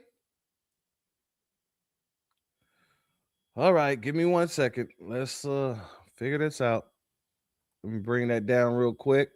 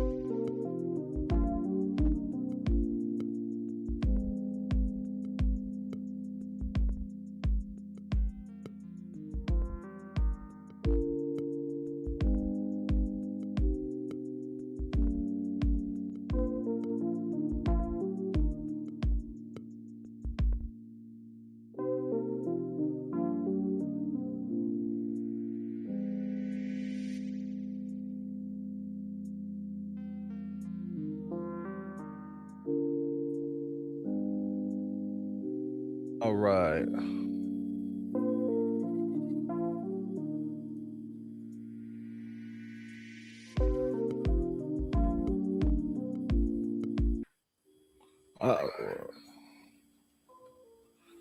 Let's see if we got action, family. Do you believe that Tyler Robinson murdered your Put a husband? one in the chat if you can hear Why it do you think now. it is so hard for so many people to believe that reality? Put a 1 in the chat before we get it started. Make sure everything is going. All right, we're good. All right, let's start this over, shall we? And shout out to Dark Titan for this. That's why they perfectly evil match. Yeah, they were a perfect evil match. He was the Rita to not Zordon, but god dang, I forgot the god dang Rita husband from the Power Rangers. Anyway, they both was evil as hell. Let's just put it like that, right? She was the Bonnie to his Clyde. Let's get back into this over here. Do you believe that Tyler Robinson murdered your husband? Yes, I do. Why do you think it is so hard for so many people to believe that reality? Because it's too simple. You one crazy ass bitch. Again, everyone always has to think there's more to the story. Well, sometimes there's not. I've seen the autopsy report. I've seen our case pulled together. I've been in constant contact with our lawyers, the prosecuting team. I've seen it all. And let me tell you this. Why in the world? There they go. There they go.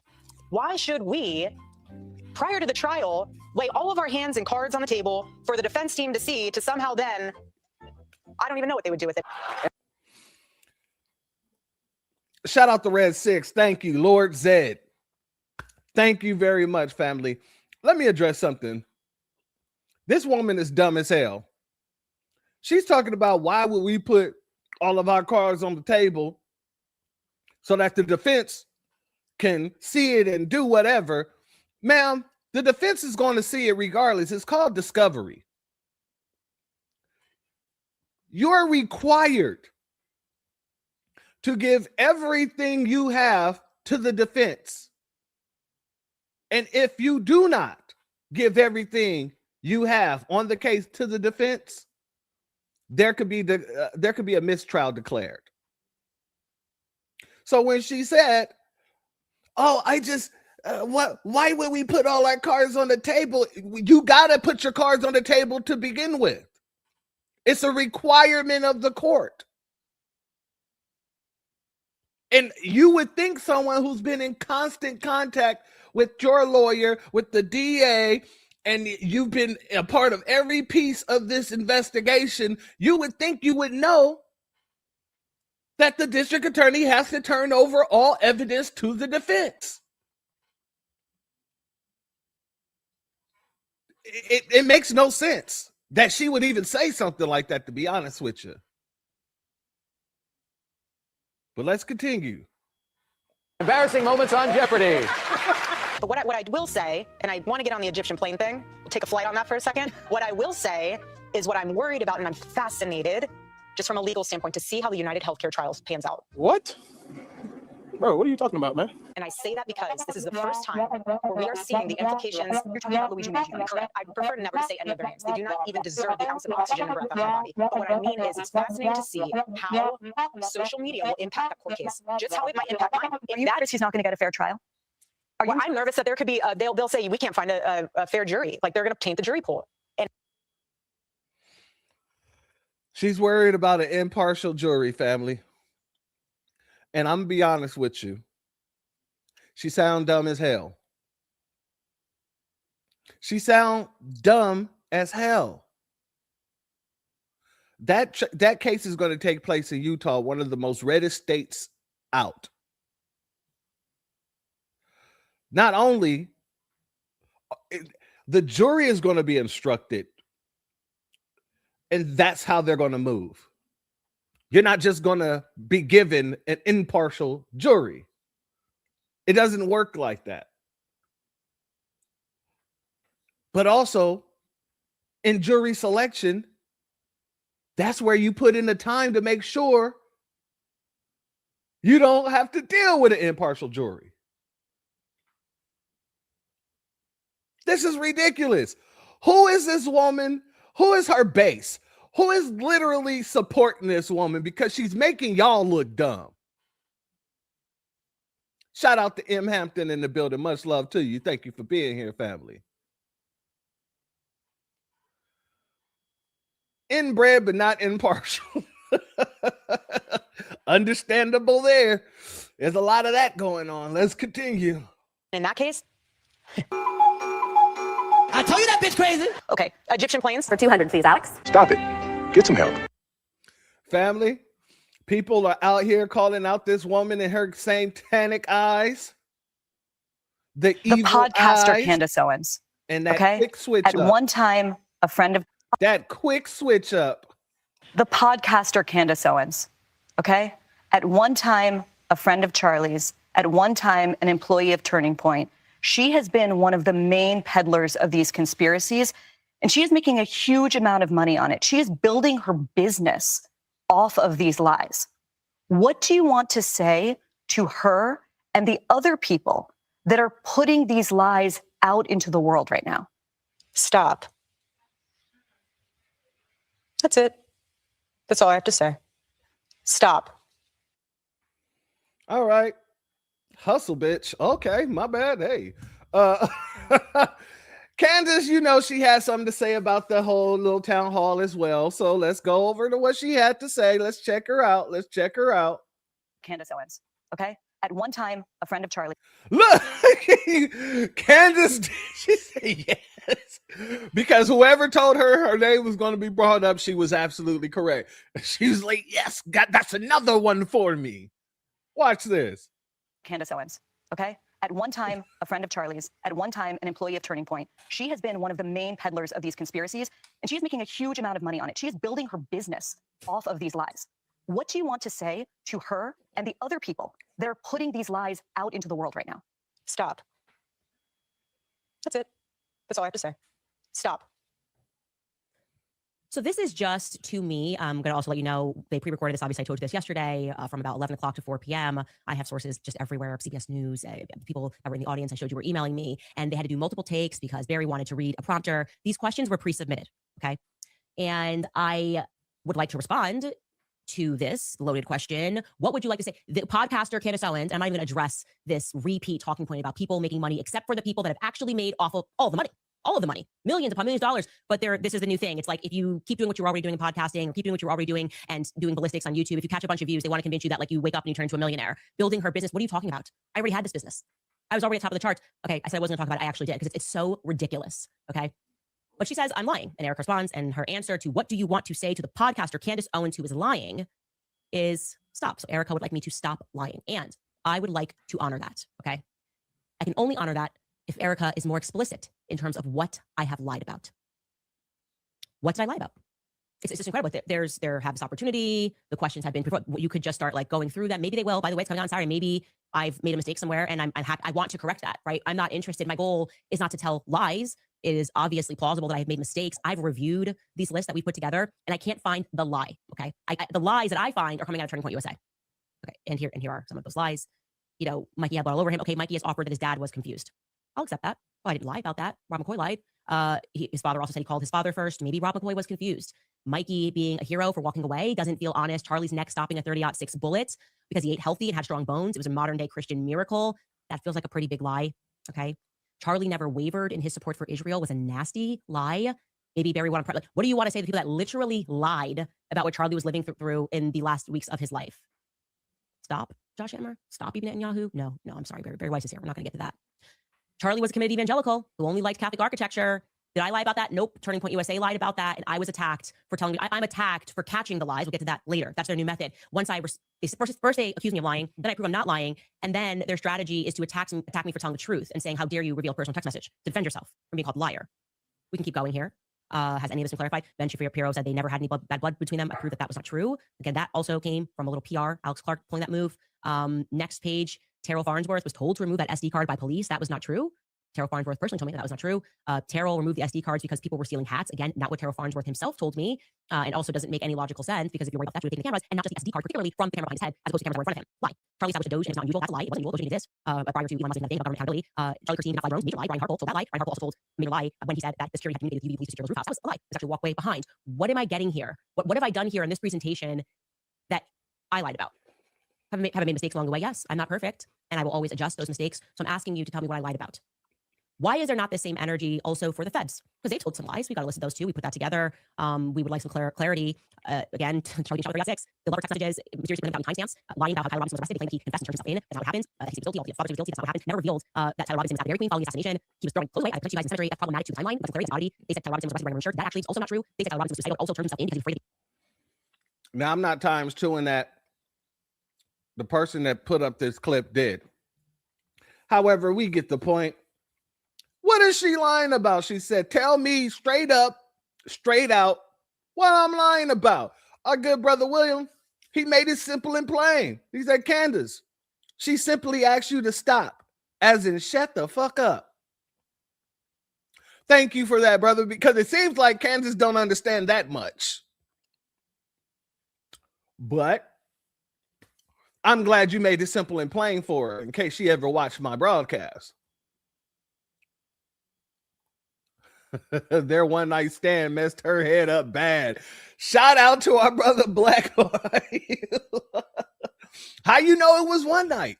Remember, she was a part of TP USA. Y'all know about all those little orgies and stuff that they do over there in the Toilet Paper USA.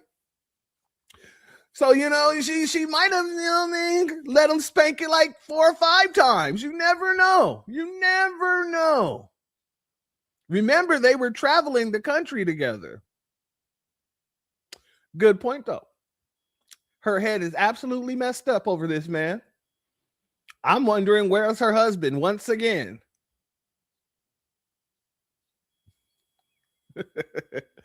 Kansas' husband has Charlie. Has to have Charlie fatigue. He has to have Charlie fatigue. Yes, I know I do. I know I do. I can't imagine her husband, you know, he waking up every morning and she's like, so how am I going to bring Charlie's name up today?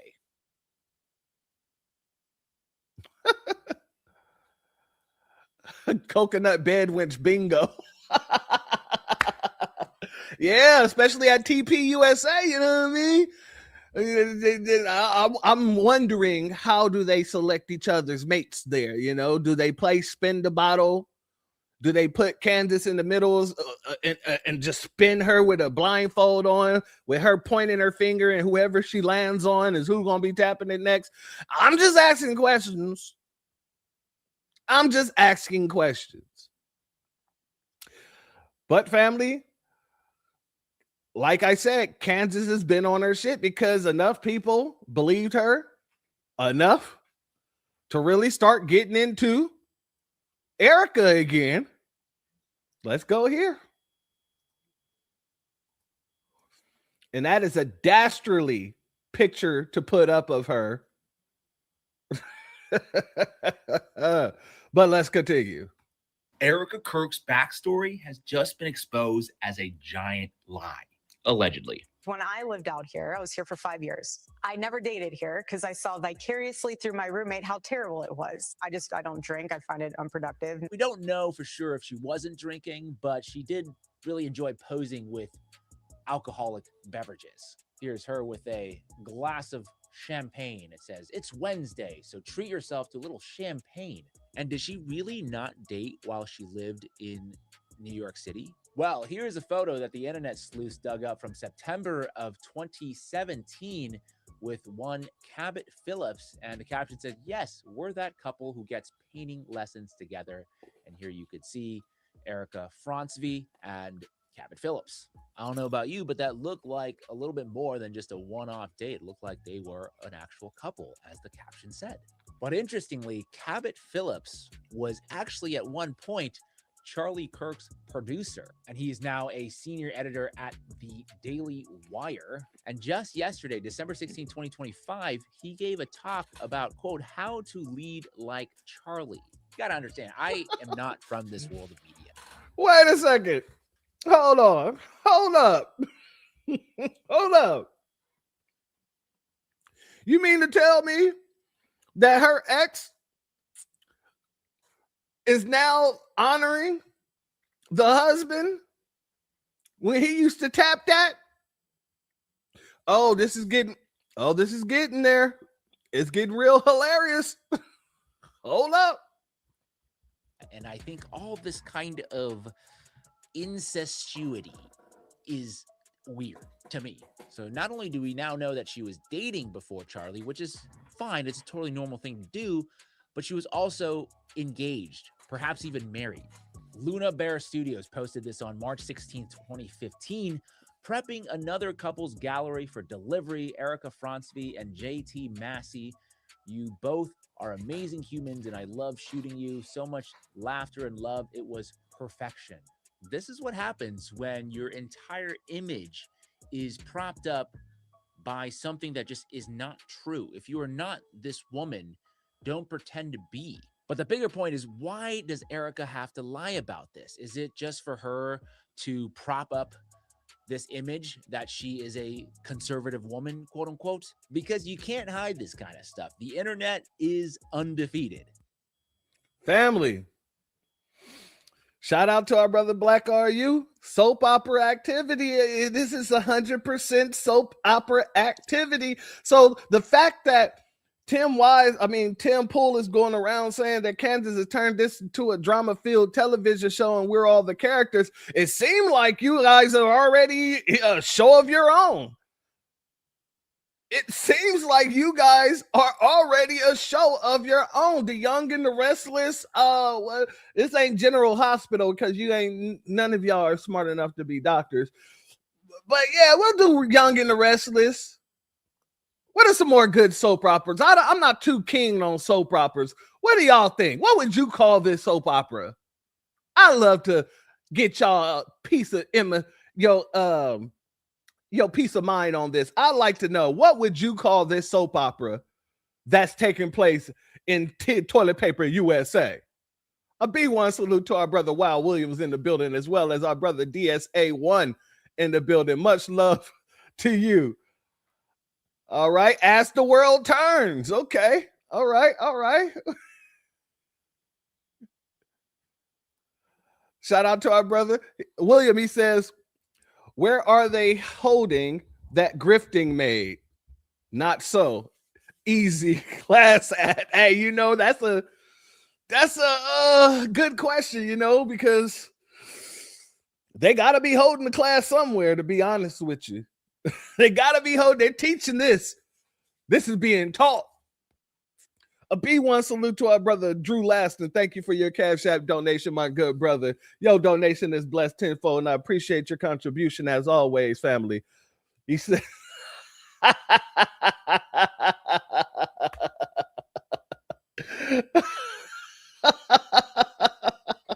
sorry, family.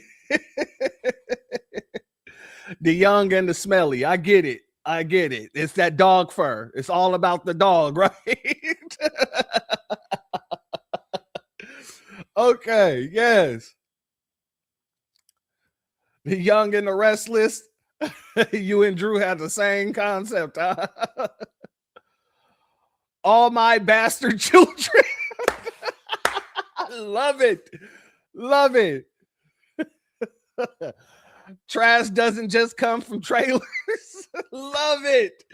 Yeah, this is some prime time television right here. And I don't know who's running Channel 7, ABC. I'm pretty sure do they still have the soap operas on ABC? That's probably why ABC gave her the platform they gave her. Now it's all starting to fall into place.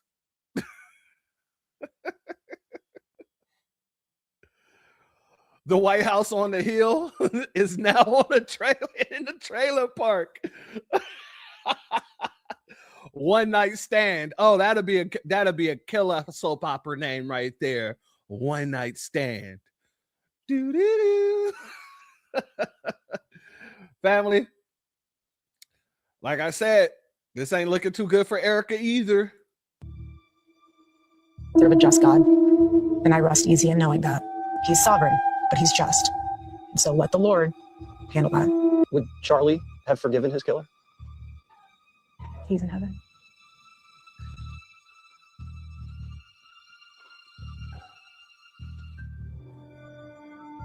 And they bring this back up. What are we supposed to do? Relive that trauma all over again? No, at this point, it's what the conspiracy collection. Get it before Christmas. Look, stop in the name of God. Amen.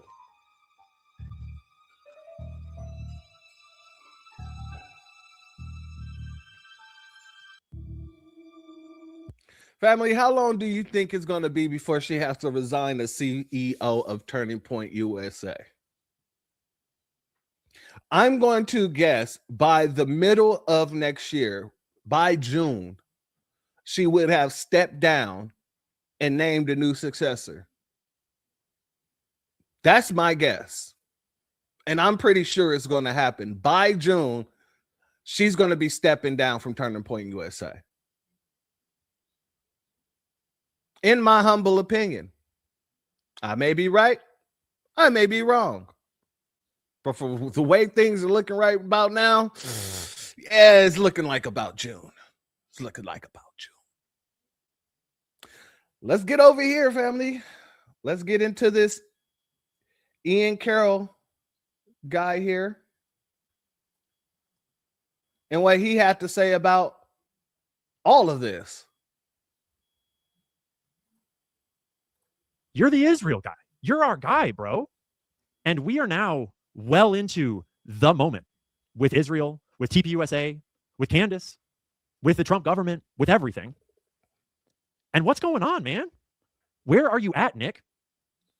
Like, yeah, Nick is still doing his thing. He's still running a show. He's still being critical of Israel. But he's also doing the podcast circuit, basically running everything he can against Candace. Now, this is surprising to me because, you know, Ian, he's actually a Nick Fuentes fanboy. Oh, yeah, he's a fanboy. Let me go here real quick. Let's go here. This is Ian fanning out over your boy Nick Fuentes. I think that people over the age of 40, like Tucker probably included, don't realize just how many people are listening to Fuentes and waiting for anyone to debate him, like anyone at all, because it's becoming more and more apparent that the only reason Charlie Kirk or Ben Shapiro wouldn't want to debate him is because they know that they would lose dramatically.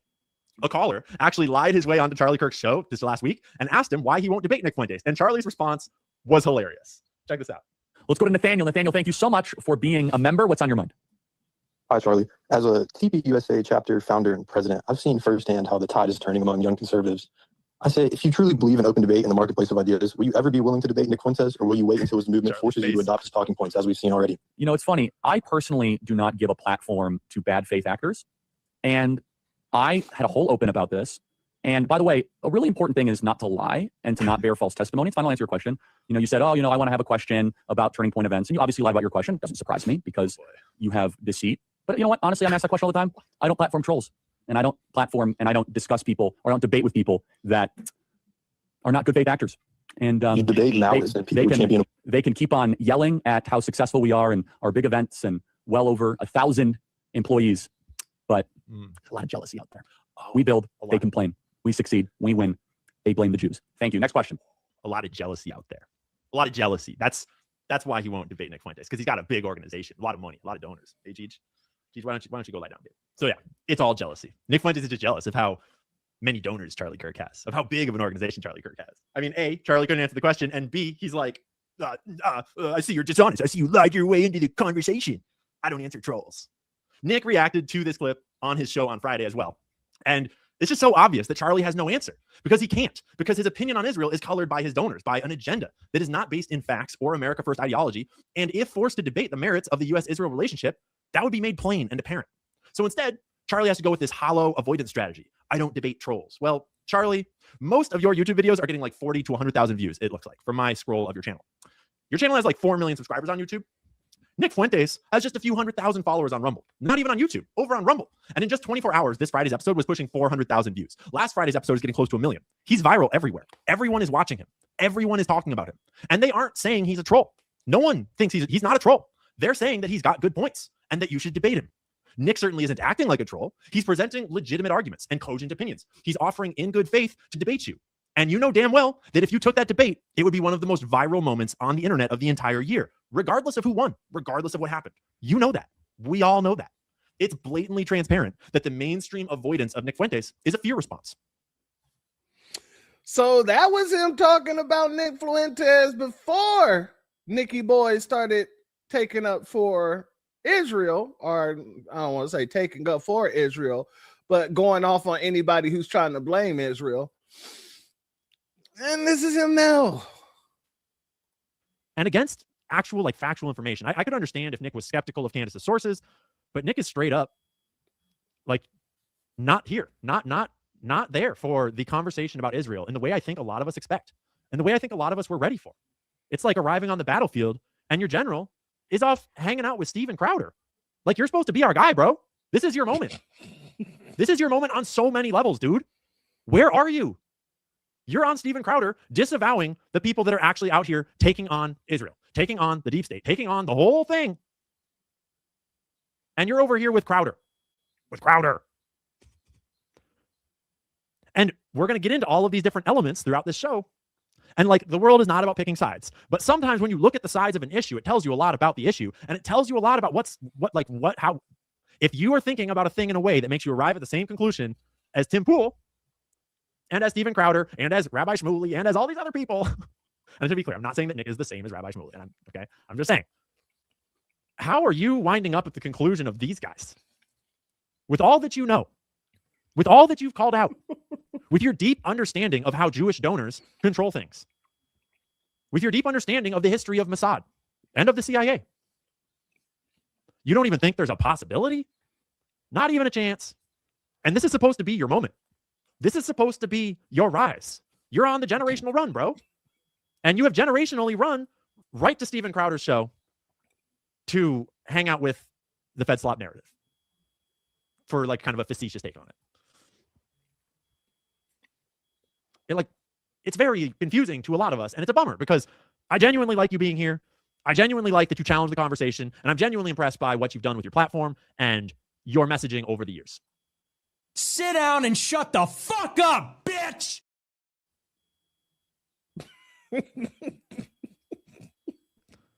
But like, I think a lot of creators right now are feeling the way I'm feeling and are just afraid to say it because we all know how the Groypers are. And we all know that Nick is good at holding a grudge. And that's cool. If Nick wants to hold a grudge, that's fine. I'm not stressed. But I'm just genuinely like, bro, this is your moment. And you ain't here. We're all on the front lines of battle for America, to save America from this influence. Family? That was loud and clear, ain't it? Yeah. Let's hear what Nick had to say in response to him. Let's go here.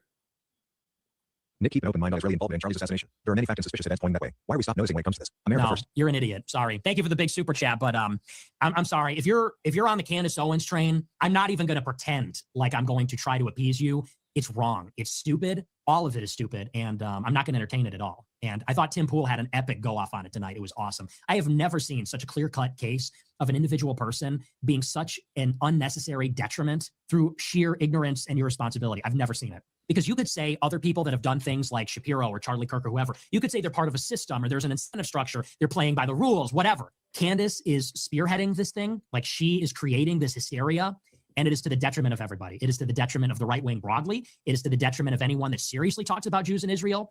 And it's to the detriment of rationality. It is the definition of hysteria. And I thought Tim Pool, very courageous, because I know he's getting shit for it, to say something about it. He had an epic go off on it.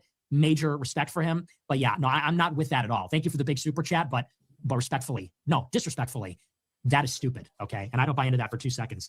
You say, why are we stop noticing? First of all, why are we stop noticing? You can't even write. You can't read or write. You're a fucking idiot. That's one. Two, nobody stopped noticing. Noticing is about paying attention to evidence. Evidence. Not scraping the bottom of the barrel talking about maroon t-shirts and looking at flight logs and finding any and every possible thing and throwing it at the wall to see what will stick. She says to Russell Brand, it's all connected. Brigitte Macron, Charlie Kirk, the war in Gaza. What a coincidence that everything you talk about is really all the same thing. You just knew it was going back to Brigitte Macron. So no, it's fucking bullshit. And nobody wants to say that because everybody is afraid of this hysterical mob. I faced it before. I was right before. I'm right about this. I'll be vindicated. You watch. I'm done arguing about it. I've said what I have to say on it. Suffered through that and it. So painful with all the fat break faces he makes. He and Candace survive off the association fallacy. Nick made a counterpoint that Fed chills make, therefore he has to be a Fed chill Sabal. It is obvious he is drifting off the ascendancy. We don't know you, bro. He's just not rigorous. He's not actually thinking. It's just a lot of insinuation.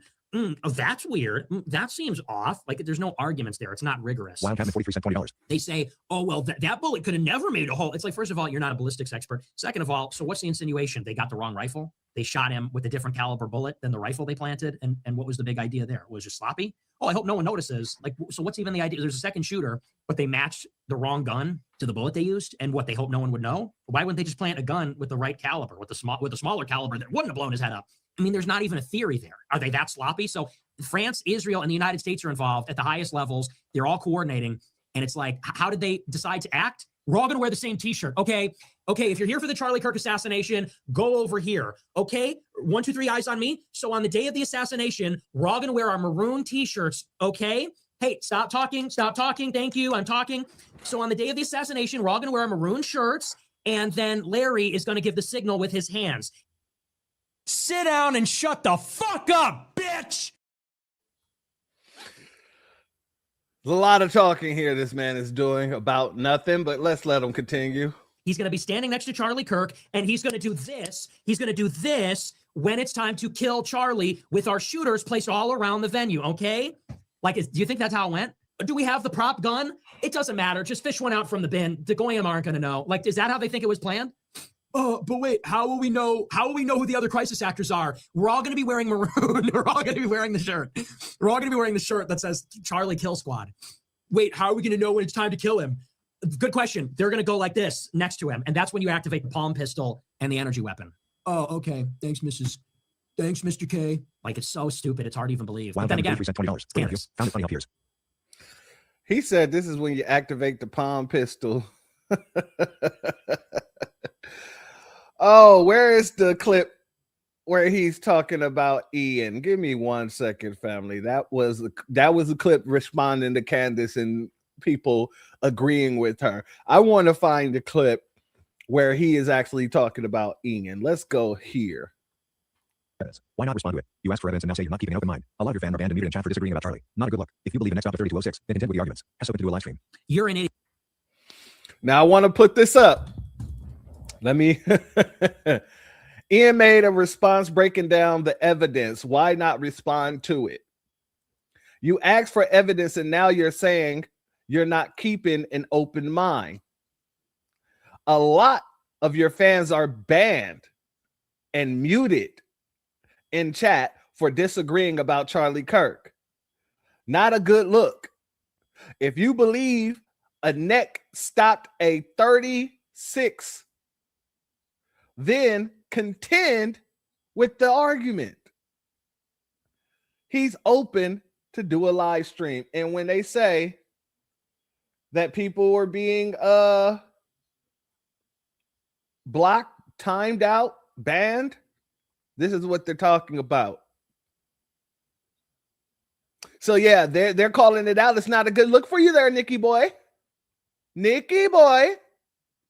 Why are you blocking and muting people in your chat, Nikki boy? I digress. A B1 salute and shalom to our sister Tampa Bay in the building. Much love to you and thank you for being here, my good sister. Let's let them continue, shall we? Idiot. He's an idiot, and he's a small fry compared to me. I'll debate Candace Owens about it. I'm not debating him. He's an ankle biter. The only reason he did a video about me, it's so typical. I did a 1-minute clip responding. He said, oh boy, and then he did a 2-hour video clip farming me. Fuck you, fuck him. There is no what's the evidence? Well, the bullet could never do that. That's not evidence. 1. 2, there are many ballistics experts that disagree. JF Garaipi did a 1-hour video about it. There's a number of other ammunition sellers and other ballistics experts that have said the same thing. Okay. And Ian Carroll's not a ballistics expert. He goes on and says, well, some hunter shot a thing from 100 feet away, so that's not evidence. The problem is you don't understand formal logic. You don't understand rationality. So for you, this kind of vague insinuation, I feel like something's off here. You register that as evidence. That's not evidence. Oh, okay, a big bullet didn't do a thing? No, okay. And you register that like that's an argument. That's not an argument. You need a postulate. You need a hypothesis. You need a theory, a conjecture. You have none of that. You're not even an expert in the subject. You have no expertise. There is no forensic evidence. You have this, first of all, you're a completely ignorant person. And then it's just this vague, oh, okay, yeah, I guess a giant bullet didn't leave an exit wound. What you don't understand is that bullets do, when a bullet enters skin, it can change the trajectory of a bullet. It can alter its velocity. It can change direction because skin is very elastic. And you're not a physicist, and neither am I, and you're not a ballistics expert, and neither am I. So for a complete amateur to go and say, big bullet didn't do this, okay. That's not proof of anything. And by the way, what would that even be proof of? What would that be proof of? So you're insinuating a 30-06 will always have an exit wound or blow up a guy's head. If it didn't, it must have been a different bullet. So what did the FBI and France and Israel do? They brought the wrong gun? Seriously, what's the alternative theory? So there's a second shooter that shot him with the smaller caliber bullet. And when France planted the rifle in the Palantir Woods, they got the wrong rifle. Why did they do that? So this is a multi-agency, multilateral conspiracy involving French intelligence, Israeli intelligence, the FBI. The FBI produced the weapon. The FBI discovered the weapon. They produced it. They released photographs of it in concert with the Egyptian military that deployed their shooters. There's Israeli phones there. And they got the wrong gun. They matched the wrong gun to the wrong bullet. How does that even make sense? It's a 3-agency conspiracy, but they brought the wrong rifle. And how did they do that? Nick is over here acting as if he's the defense attorney. I mean, like he's the DA. Hey, you know, that seemed like, you know what I mean? You're taking a hard stance on something you really don't have all the evidence to, like you said. Maybe it's just me, but it sounds like a hard stance to me. What about you, family? Does it sound like Nick is taking a hard stance? He said anybody who's peddling that Israel nonsense is just stupid. I'm not peddling anything. I'm just listening from the outside looking in. And what it sounds like to me is that a lot of folks don't even want it to be a possibility to look outside of Tyler Robinson. They don't even want it to be a possibility. They want you to know Tyler Robinson is guilty. He's the man that did it. Well, if he's the man that did it, why are you all so mad at everyone else except yourselves? You're mad at black folks. You're mad at the Jews. If Tyler Robinson was the one who did it, this Nabisco, why aren't y'all mad at other Nabiscos? That's the question I have. But I digress. Let me give a B1 salute to our sister C. Terry in the building. Much love to you, my sister Queen. Thank you for being here.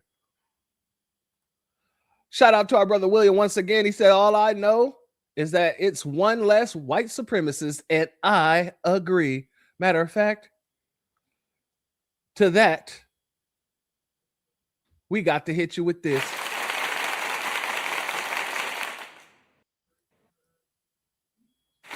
Once again. Because that's a bomb right there. And you are absolutely correct, my good brother. Let's continue. They picked one at random? What kind of bullet did they shoot him with? A handgun? Why didn't they leave a handgun in the woods? It doesn't make any sense, your theory. Which you don't even have. All you have is this, oh, we're just asking questions. So stupid. It's completely stupid. And I'm going to have to wind up doing a video about it, and I'm going to rip it apart. And I'm not anybody that disagreed, like, you're dead to me, straight up. Damn, dead to you? Anybody over a disagreement? Oh, Nick Fuentes is the all or nothing type of guy, I see. Because you're a sucker. If you fell for this, you're too stupid. We don't need you. You're a victim of the Matrix. So, a lot of your fans got banned. Not a good look. I don't want them. If you're pushing on this, I'm not like these other people where I'm begging people to watch my show. I don't want you. If you don't like that, don't watch it. I swear to God, go somewhere else. I shouldn't say I swear to God, but seriously, you want to be, I've said this before, go watch Numbnuts. Go watch Candace Owens. You're into the soap opera. Go watch that, because when push comes to shove, you're going to be a liability. I don't need liabilities. I don't need idiots around me. All right. Let's go here. And if you want to destroy your credibility, that's fine. If you want to destroy your credibility by blaming Israel for killing the #1 Israel defender in America, that is your business. But don't try to rope me into it and guilt me or whatever it is you're trying to do, saying, we're all on this side and you're over there. I've been over here, bro. Where were you? I've been over here. I was at Charlottesville. Lest I remind you, where were you in 2017? Not Charlottesville. Is he talking about the whole night where people got together and came out with tiki torches? Is he talking about the tiki torch gang? Charlottesville? Are you serious? Oh wow, he was in the tiki torch gang. As if that goddamn matters. What feat did you get out of being in the tiki torch gang? Just asking. I'm asking for a friend. Maybe you could put some clarification on it. I was in Charlottesville. To that, I'll let you tell yourself something. Sit down and shut the fuck up, bitch! Oh, and you're wearing the same shirt. Interesting. Interesting. Hold on. Sit down and shut the fuck up, bitch. Yeah, it's like you're talking to yourself right there.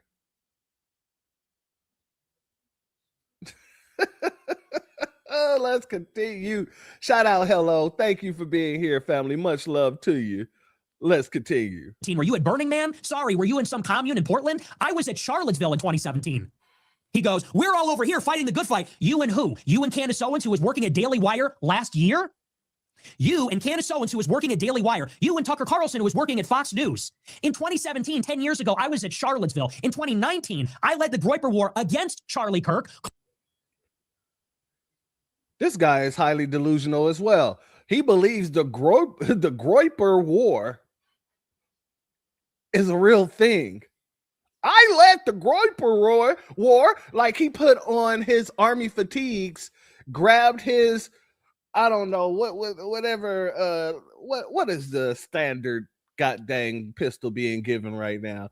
Let's just go with, he grabbed the M16 or something like that, and he went out there and got on the front lines of the Groyper War. My guy, you're talking about a bunch of internet trolls going after each other on the internet, trolling each other. What war is that? He's acting like that was something very tangible for him. Not only was I in Charlottesville, but I led the Groyper War. You better sit your internet infested ass down, man. This is what all it is.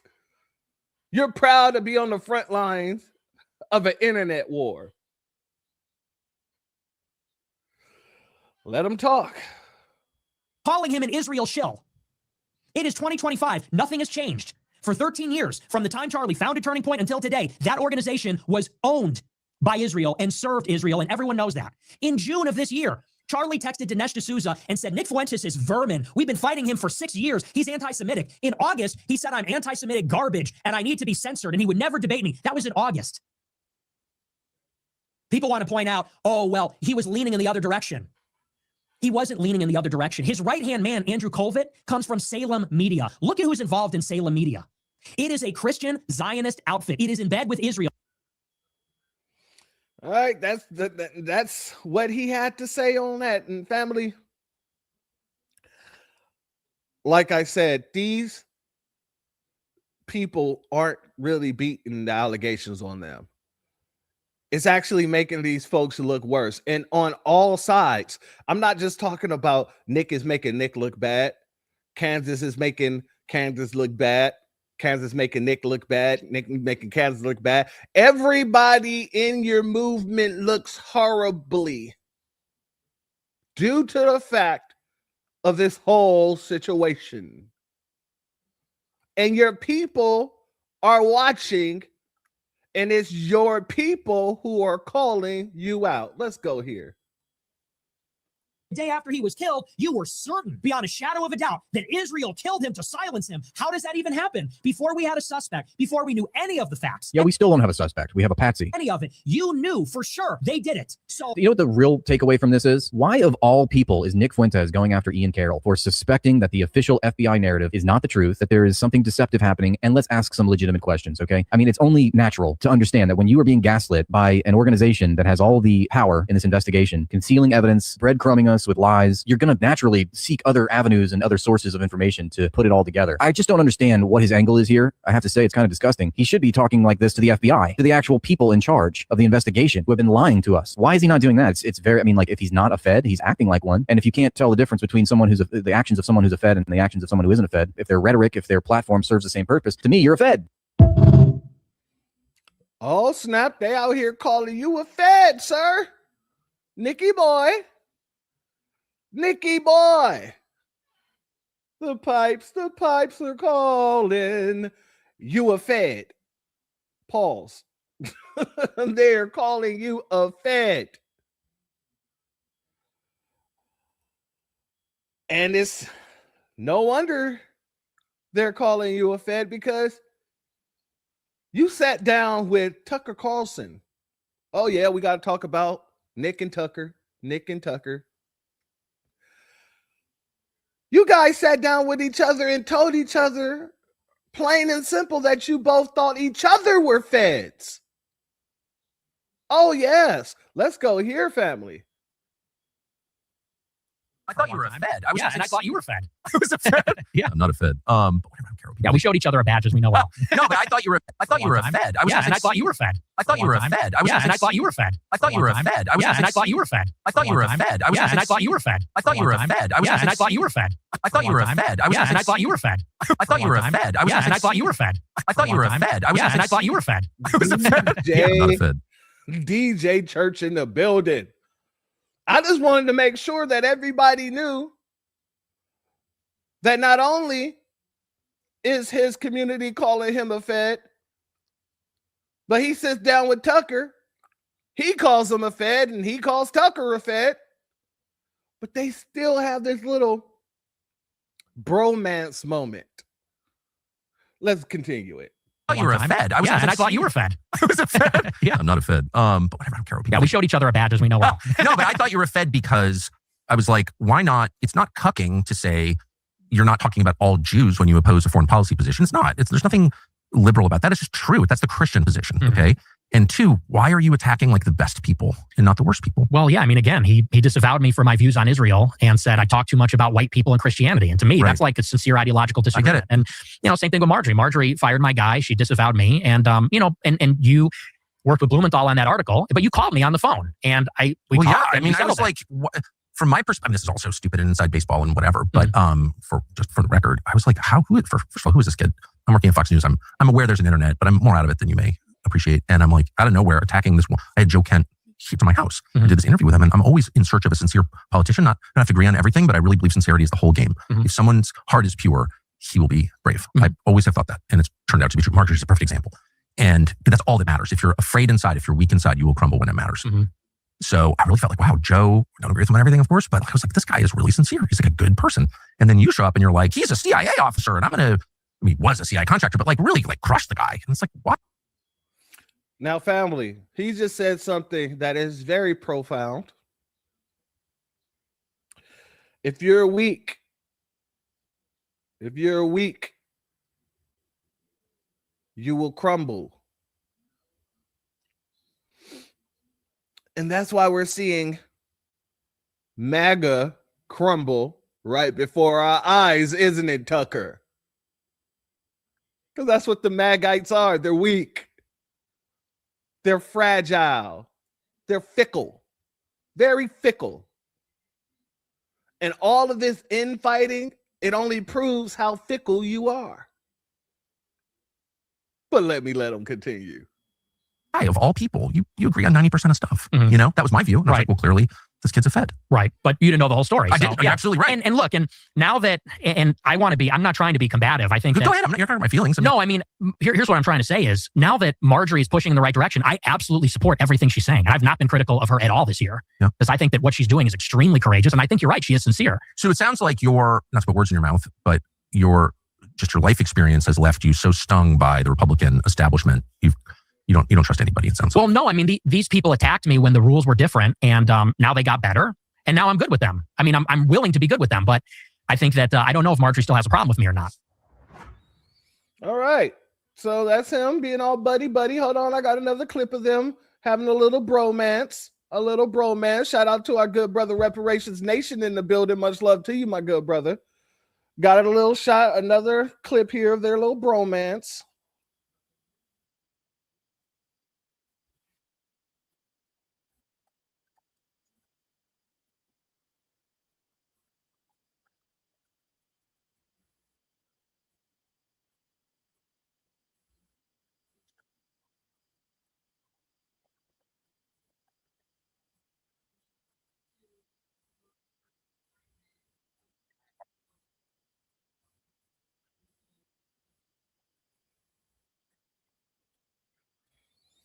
Family, put a 1 in the chat if you can still hear the clip.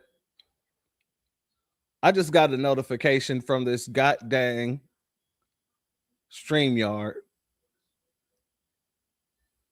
No sound. Okay, I thought so. Thank you very much. Let me go ahead and do this real quick, family. Give me a hot second.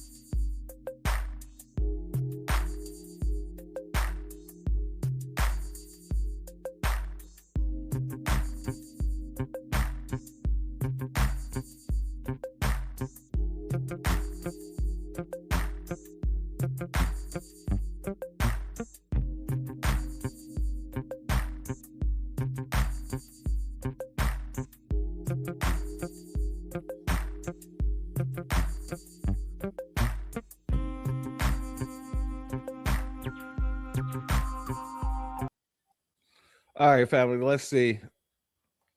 Put a one. I do know, though, and this is the last criticism I will level, and it's maybe not even your fault, but I do know that, you know, the coordinated attacks. Put a one in the chat if you can hear that. I'm so over them trying to just, you know what I mean, sabotage our streams. Like, when we say we get sabotaged and we're the only ones that get sabotaged, you never see any problems like this with any other people who are out here putting out content. It's always the new black media. It is always us. Things will start off working, only to, in the middle of what we getting into, to just stop working for nothing. That's sabotage.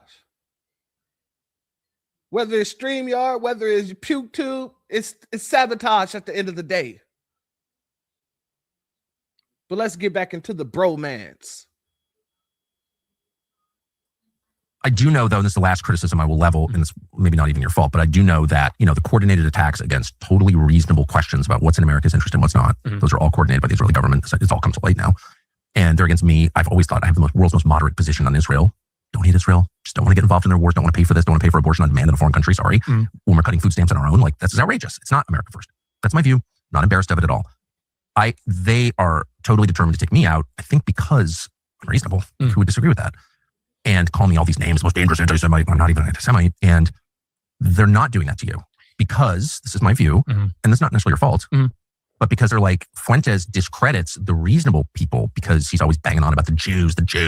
And so he makes everyone else look like a Nazi. And so it's like, he's playing a pretty valuable role in the same way that Israel's always funded extremism throughout the Middle East, including Hamas, because it discredits the reasonable people.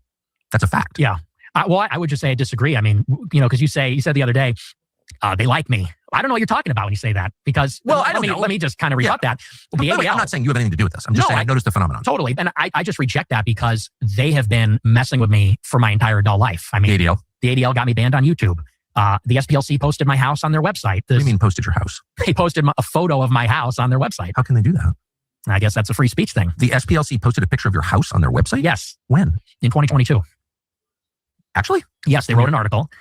The Southern Poverty Law Center posted a picture of your house on their website, and you didn't sue. Okay, go ahead. They said Nick Fuentes bought a building in this city, and they said we interviewed his neighbors and property records reveal this and that. And on the front page, the picture for the article is my house where I live. That's crazy. And then someone showed up with a gun and tried to kill you at that house? Yes. So that's why I say, you know, you say, well, they're not doing this to you. It's like the ZOA, the SPLC, the ADL, the Daily Wire. All these groups have been on me for years. So that's news to me if they're really endorsing my activities. It could just be my perception. So after all the bromance, you would think that, you know, they would be able to get together and get along, you know, and move the movement forward. You know, the Mad Guys will have two very level-headed people to look up to and to follow into the next realm or sector of their existence. Unfortunately, it didn't work out like that. Unfortunately, you know what happened. Yeah, you know, Nicky Boy, he don't keep his mouth closed for nothing. So he started talking on Tucker, and Tucker started talking on Nicky Boy. And, you know, it got really messy. It got very messy. Shout out and shalom to our good brother Leonardo Yuta in the building. Much love to you, my good brother. Let's go here. This is Tucker talking to Megan KK Kelly. Nick Fuentes has said a long list of very vile things. Big time, including attacking my dad, which was the most vile of all, in my opinion. Yeah. I mean, I personally have watched videos of him questioning the Holocaust, likening it to baking cookies in the oven. And there's no way you could have gotten to 6 million, seems to be his theory. He seems to think that we've way overstated the number of Jews killed in the Holocaust. He's ripped on poor Usha Vance in the most offensive terms. Which I mean, so what do you say to those people? Say, why didn't you raise any of that? You know, do your own interview the way that you want to do it. You're not my editor. Buzz off. I mean, I don't know. You want to go yell at Nick Fuentes? I'll give you his cell. Call him and go sit and yell at him and feel virtuous or whatever. That's up to you. I got the same thing with Putin. Why aren't you yelling at him? Okay, why? So I can show that I'm a good person? I care about what my wife thinks, my children think, and God thinks, and that's it. I don't need to prove that I'm a good person to you. You may think I'm a terrible person. Okay, I'm just doing my thing, which is I want to understand what people think, and I'm committed to that. And if you don't like it, don't watch. That's my view. Okay, let's see how long that lasted. Right. Let's go here, family. That the last month, I don't think a single person has ever made the case that I'm wrong, that Nick Fuentes is wrong. The Jew hatred stuff is wrong, period. And I said that the white hatred, black hatred, Jew hatred, Malaysian hatred, Bedouin hatred, it's all wrong. I believe that as much as I believe anything. Okay, but the rest of it, his analysis, which is actually. But Tucker, you've participated in anti-blackness, anti-foundational Black American, to be more specific. So when you say you think it's all wrong, what do you mean? You don't have a history where I could just track you going around talking about how anti-blackness is wrong. What I can track is all the same type of stuff that your boy Network Kirk was saying. You were saying very similar things. I don't know why these people act like, you know, they could just revise history right in our face and we're not going to say nothing about it. All of a sudden, you're a very altruistic person. But let's let them continue. Smart, and in a lot of cases true. No one's even attempted to rebut it. 95% or whatever the number is, if members of Congress take AIPAC money, how is that good? Shut up, Nazi! So if that's your only defense, you've lost. You've lost. You didn't even enter the game. We're playing different games. I'm trying to tell the truth, convince people that what I think is true is actually true. And you're trying to make me be quiet because you don't like it. You can shoot me or you can shoot everybody, but it doesn't go away because the truth is an immovable object. It just exists and you conform to it or you don't, but it doesn't change because it's nature. All right. All right. And let's go here. He's a great broadcaster, but Fuentes on some macro level is troubling because his platform is an expression of something that has kind of taken over all political discourse, which is identity politics, tribalism.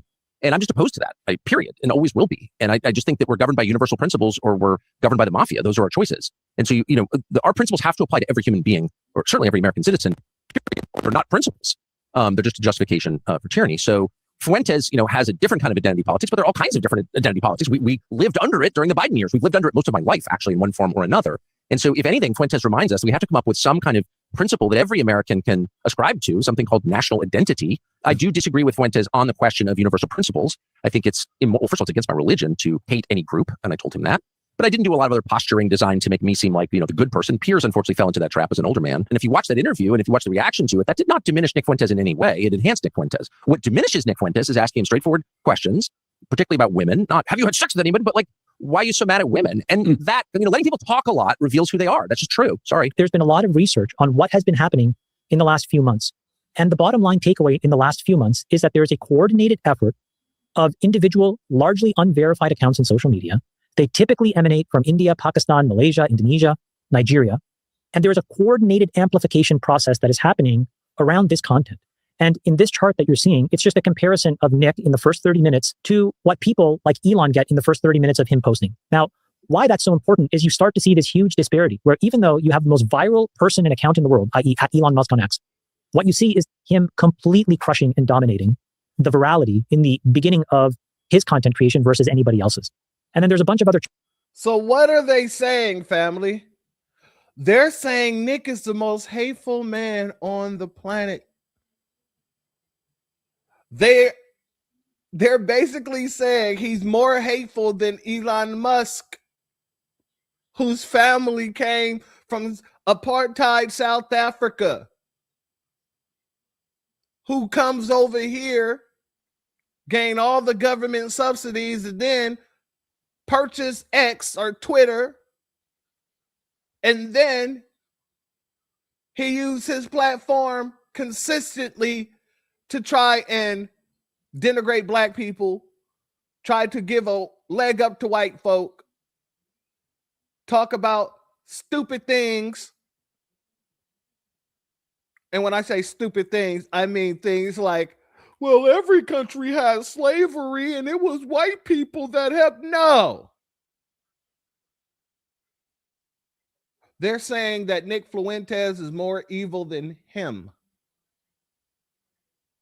And I'm not here to agree or disagree. I'm just dropping what they're saying. Lil Nicky. Shout out to our brother Leonard Yuta. He said Lil Nicky is gay Hitler. Not gay Hitler. Shout out, family. Shout out to you for that. Gay Hitler. Let's let him continue. Charts, Nick, you can retweet a link to this. It starts to show a pattern where there's a coordinated effort to amplify. I think that's why we're having the Nick Fuentes moment at this point in time. The New York Times all of a sudden sees this information, probably doesn't bother to do the diligence, has a bunch of positive mentions, starts to pump him up as a leader of some kind of nefarious, crazy, scary rebellion. Well, no, they want to mainstream him. And they want to try to mainstream him. So what you see is the New York Times trying to mainstream this guy and make him credible so as to paint the right as a bunch of evil, racist ideologues. All right. And you know, I would have to agree.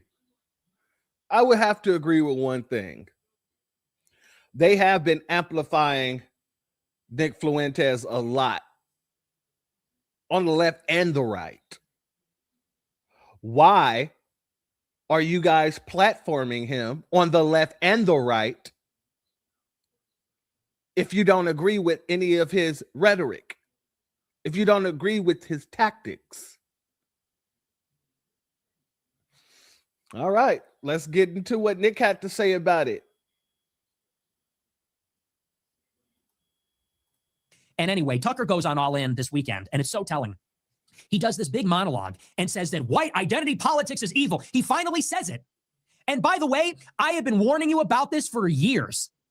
For years. When Tucker Carlson was talking about white grievance politics, I would always go back to, yes, Tucker will acknowledge the grievances of the white man, but what is his solution? Because he has repeatedly said for years that white identity politics is evil. Repeatedly. He has said adamantly that he is ideologically opposed to all identity politics. He says it frequently, explicitly, clearly. He says, I believe in universal principles. I believe in a colorblind meritocracy. I think that mass migration and replacement migration has nothing to do with race. It has to do with voting rights. He says that the problem in the country is not racial. It is ideological. It is cultural. It's anything other than that. Family, I got to make a correction because the other day when talking about the situation, not talking about it, but I brought up the fact that I thought it was our brother, Great Black Shark. It wasn't our brother, Great Black Shark. It was our brother, Dewan B, who said that this man, Nick Fuentes, he can't take him serious because he looks like Montana Max. And now I can't unsee it. Everything this dude do, I'm seeing Montana Max straight out of the Tiny Toons, straight out of Tiny Toon Adventures.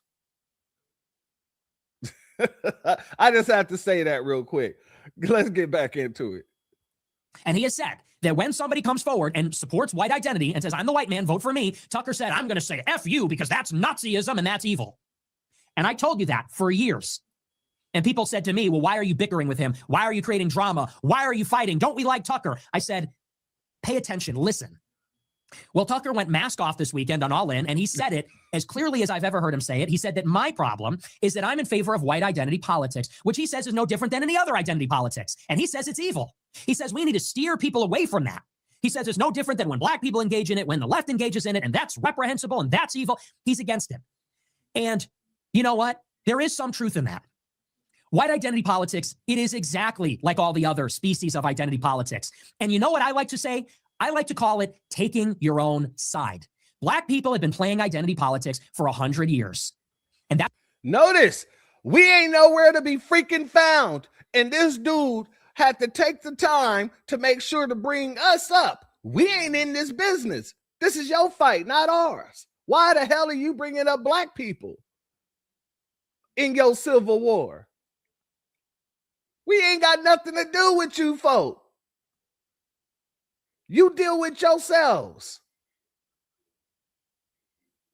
Black people has been using identity politics for a long time. Black folks, Black Americans, foundational Black Americans haven't been using identity politics before or after Barack Obama. The first time you can actually say Black people was playing identity politics was with Barack Obama. Barack Obama, to be more specific. After Barack Obama, we saw that identity politics really didn't work out for us. So we stopped playing identity politics. Now, before Obama, and I can prove that this is a true statement, before Barack Obama, we was voting majority Democrat. And most of folks, there has never been a Black president until Obama. And there still have never been a foundational Black American president. So when Obama came in and started using the blackity black, black, and we got on board with him, I voted for him the first time around, I could say so. But the second time around, I couldn't in good conscience go and vote for that man again.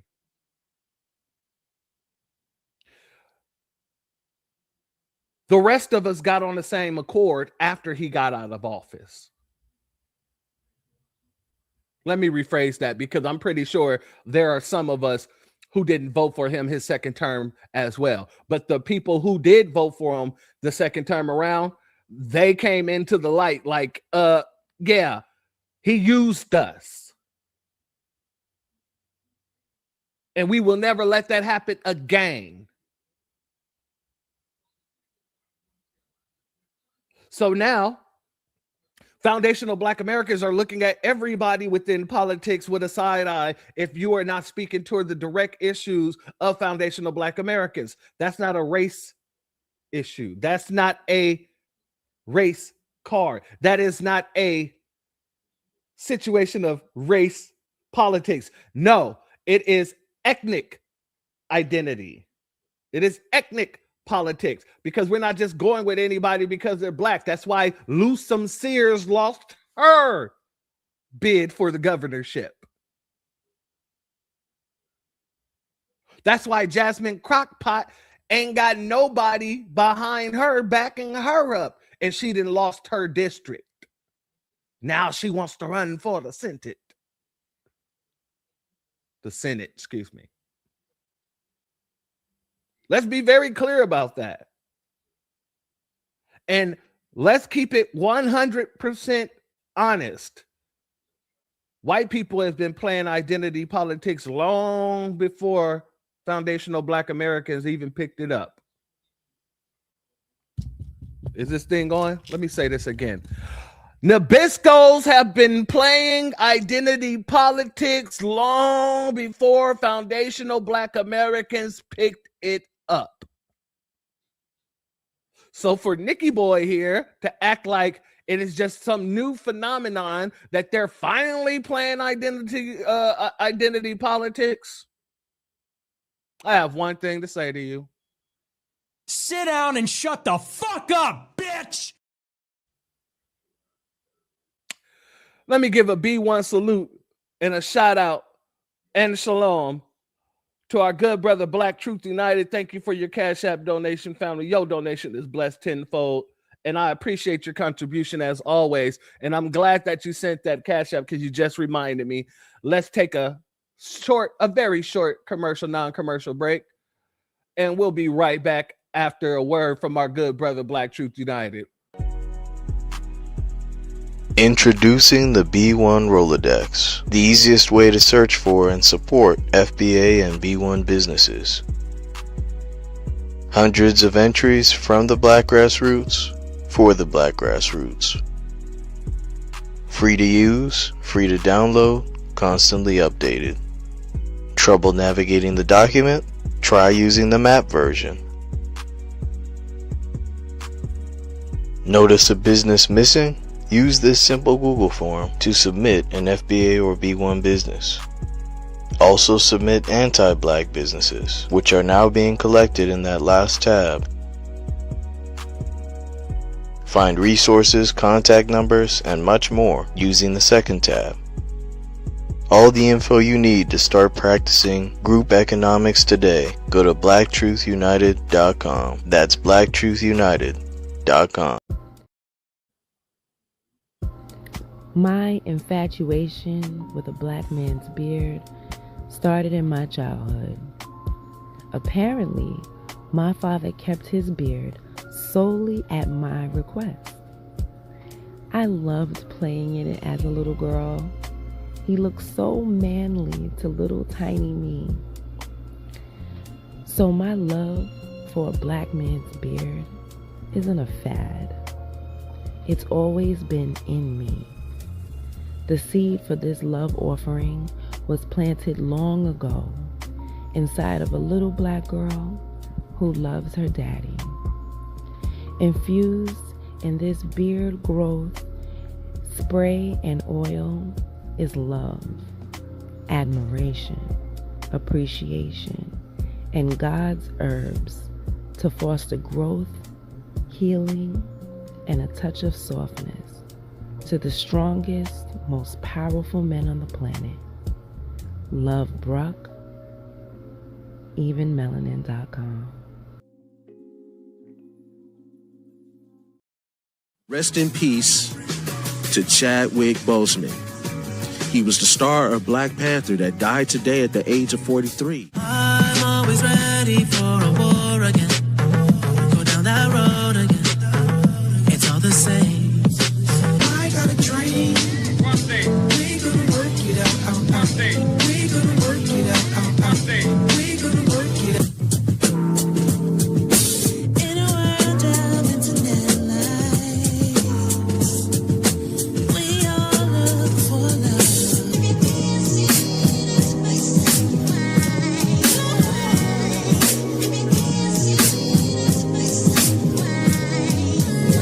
You're listening and tuning into the station with the best music. Best music. I love the music. Best music. Classic radio. Broadcasting live. They say doing the same thing over and over again and expecting a different result is insanity. I say it's stupidity. We as Black Americans have been voting for the Democrats with over 90% of our votes going to them for the past 60 years. And what do we have to show for it? I'll tell you, we are 15 to 20% of the population, but nearly 60% of the homeless. We have aborted over 20 million of our Black babies. Our wealth is heading backwards, and we own less homes now than we did during Jim Crow. I'm not saying vote for the Republicans. I'm saying don't vote for any party. Vote for good policies. If anyone comes to us and they ask for or demand the Black vote, you tell them to show me your Black policies. I am Greg Marcel Dixon, and I approve this message. A B1 salute to our good brother Black Truth United, our good sister Brooke out there in the NYCZ. A shout out to Ethnic Radio, as well as a B1 salute and a shout out to our good brother Greg Marcel Dixon. Let's continue, family. That's why nobody says the N-word, because they're afraid, because blacks have cultural cachet, political cachet. When too many black people get arrested for committing crimes, they will burn down the city and get the police defunded. And Snapshot. Nick, shut up. Matter of fact, sit down and shut the fuck up, bitch. You sound retarded. You sound third. I gotta put the hand third. He sounds like goddamn Damon Wayans when he's playing the third. Black people does have political cachet. Why? Because we're always been and we always have been on the right side of history. Not only that, people can't go around saying the N-word because it is a hateful term against us as foundational Black Americans specifically. Now, when you're talking about protesting and rioting, many of the rioting was done by people who look just like you. In case you didn't know, many of the rioting, many of the setting the city on fire that you guys love to talk about so goddamn much, they never tell you who were the perpetrators of that. It is people who look like Nick Fuentes.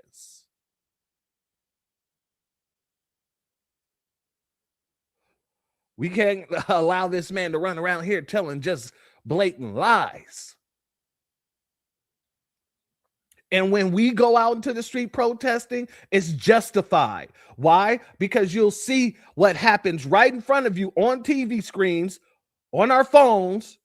We will see a race soldier unalive somebody and won't even get picked the hell up. They get sitting right on home. If they're even picked up. Daniel Penny. They're glorified. They're pedestalized. They're made to be out heroes. They made out to be heroes. So I just had to go ahead and drop that little tidbit in there since he wanted to bring us up. Unwarranted bringing us up. Good question, my sister Andrea. Where did all of those bricks come from, little Nikki? Where? There's footage of those bricks being dropped off everywhere there was going to be a protest. Well, how did you know where to drop the bricks off? And how do we know it is the race soldiers who are placing these things? Well, anywhere you have a protest, you have to do what? You have to get permits. You have to work with the city so that they can shut down streets, so that they can protect you, quote unquote, protect you. Have police come out and walk on the side of you to make sure nothing goes down. So you got to give them the days, you got to give them the times, you got to give them the locations.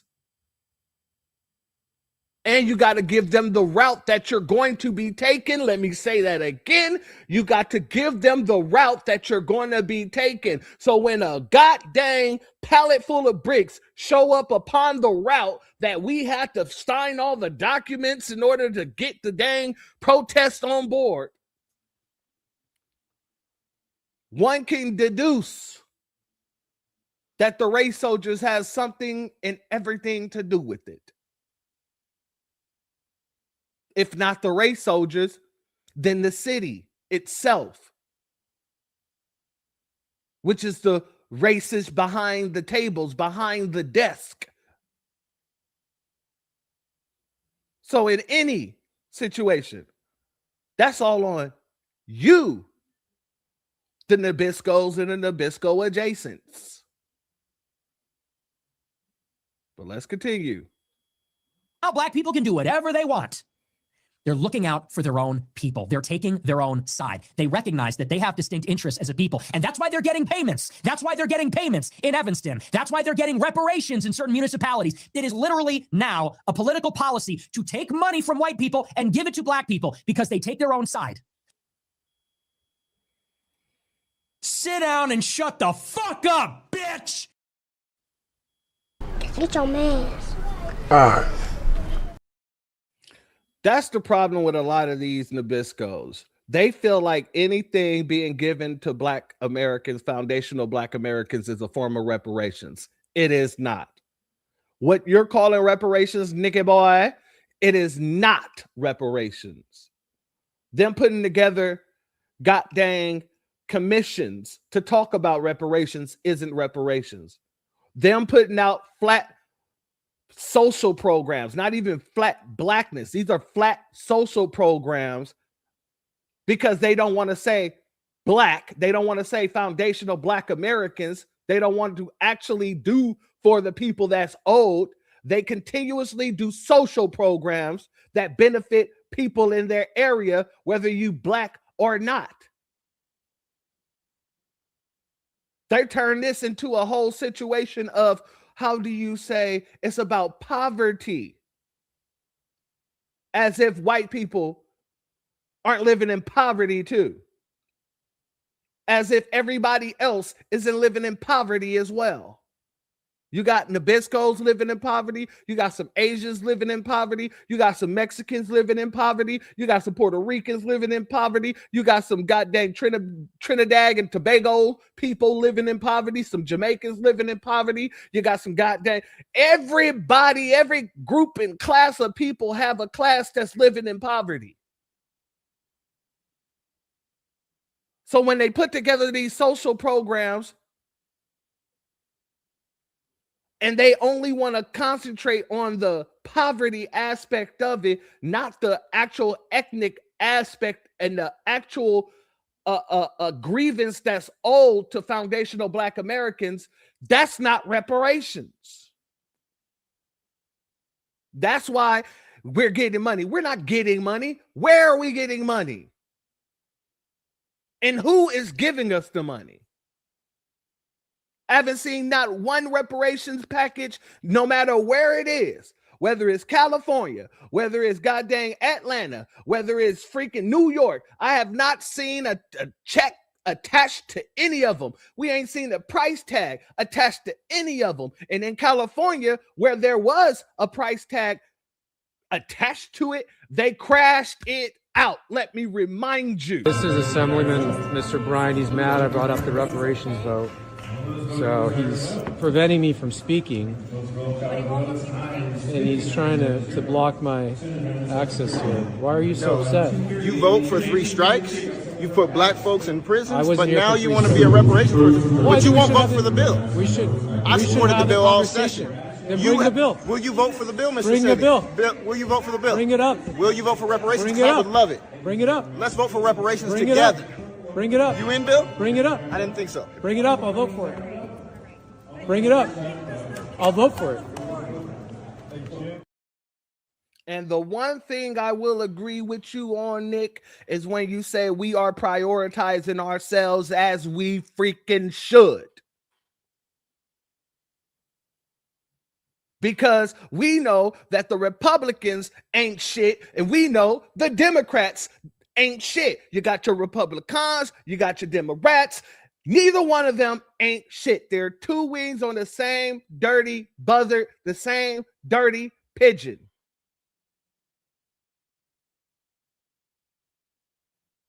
So yeah, since you wanted to bring up our names, I just had to drop that little tidbit on you, Montana Max. Let's continue.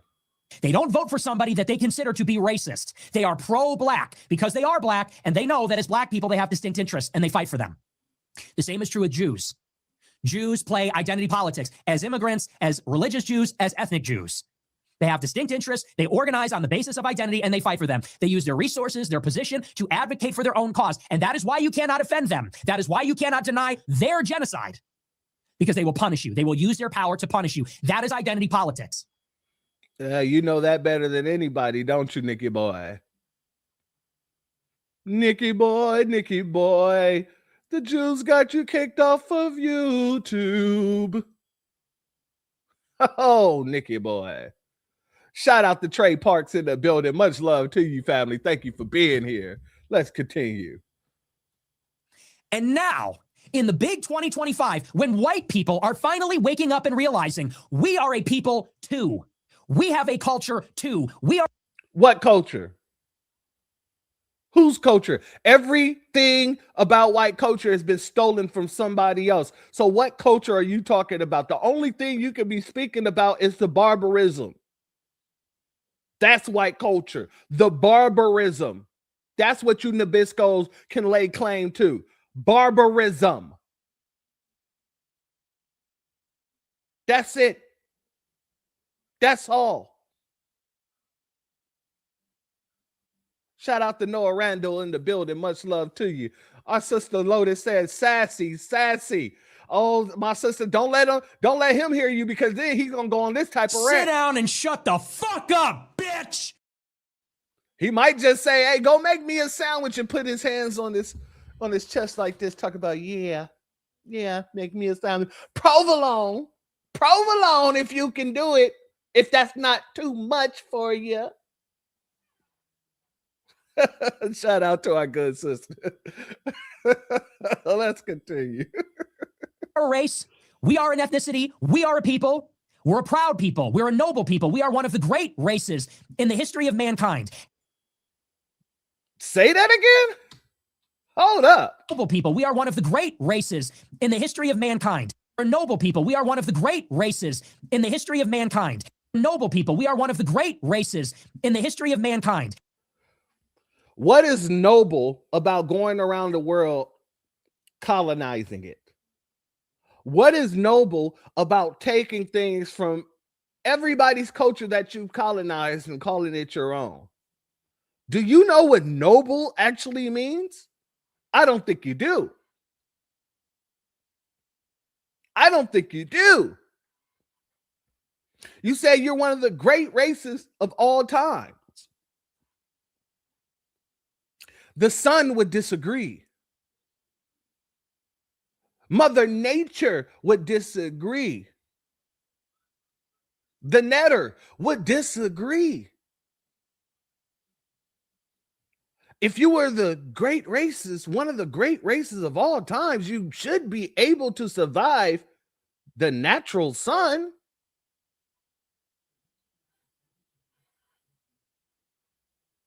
You can't even go out and have a good beach day without putting on synthetic melanin in order to make sure you don't leave that beach with a bunch of welts, blisters, and melanoma. But you're one of the great races. Okay, go ahead. And we have a country. We have peoplehood and political interests, and we're going to fight for them. White people are starting to realize that they are the frog in the pot of boiling water, and the boiling water is called diversity. For 60 years, we have been the stupid people welcoming in non-white immigrants who trample on our society.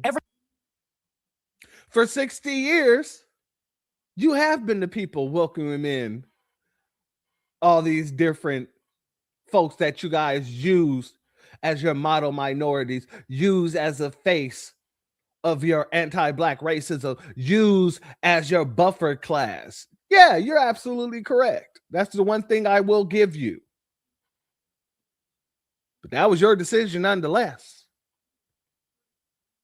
And now that it no longer benefits you, you're sitting here crying like a little bitch, and all I got to say to that is... Sit down and shut the fuck up, bitch! Let's be very clear. And another thing. Fuck him, goddammit, and fuck anybody with his ass. Yeah. Let's be very clear. Go ahead, continue. Everything that we love.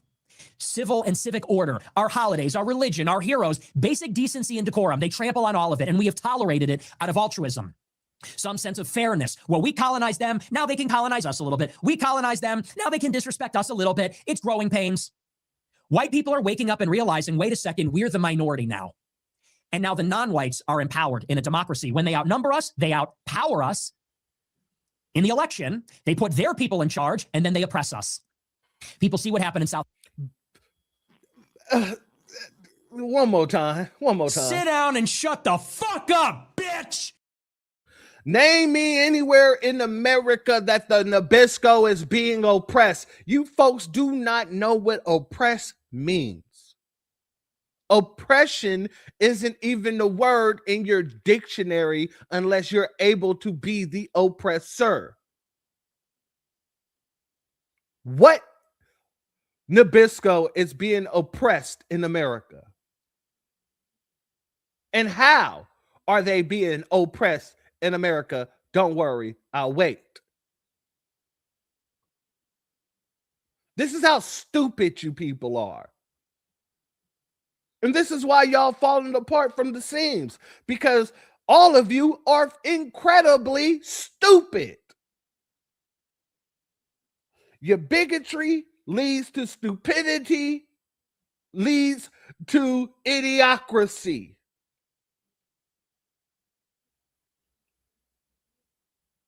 Let's be very clear about this. In these people's eyes, being a Nabisco, being oppressed is people telling you that you're a racist, calling them names. That's what oppression is to them. Telling the true history of America, that's oppression to them.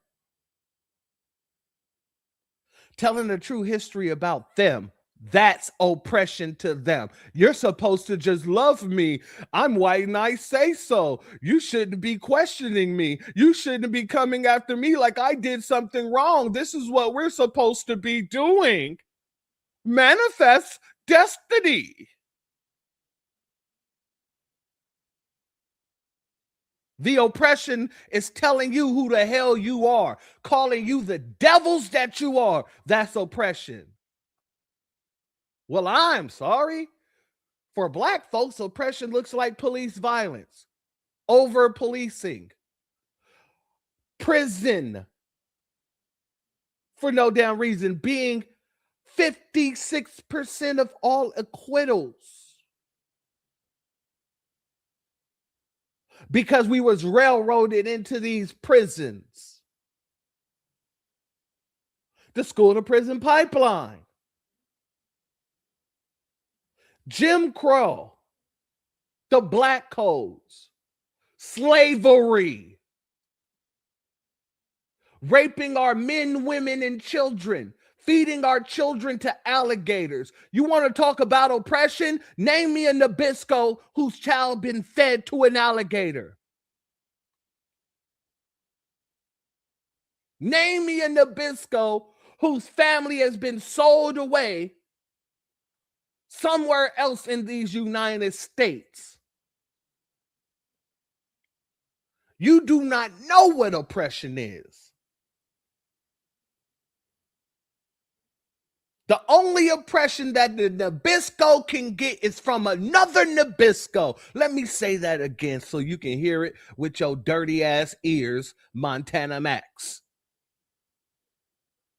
The only oppression that Nabiscos get in this country is from other Nabiscos.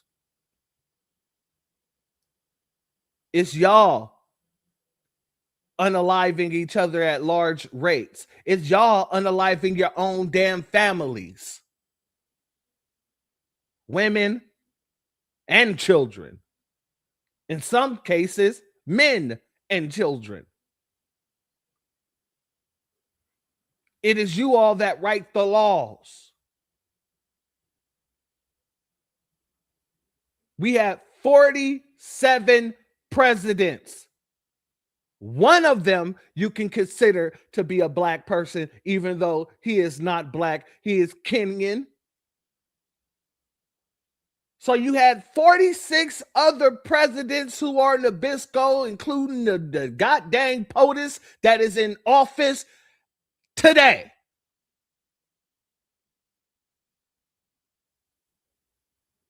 You guys lead in pedophilia. You guys lead in rape. You guys lead in all white collar crime. You guys lead in almost every statistic when it comes down to crime in this country. But yet the mainstream media put an umbrella over you guys to make sure none of the shit that's falling from the sky hits you. Operation Protect the White Boy. Operation Protect the White Girl. Shout out to Tori and Rain.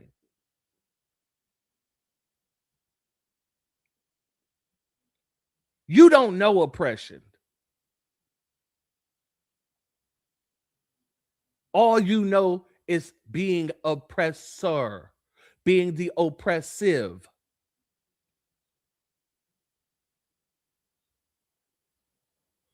Let's let them get back into it.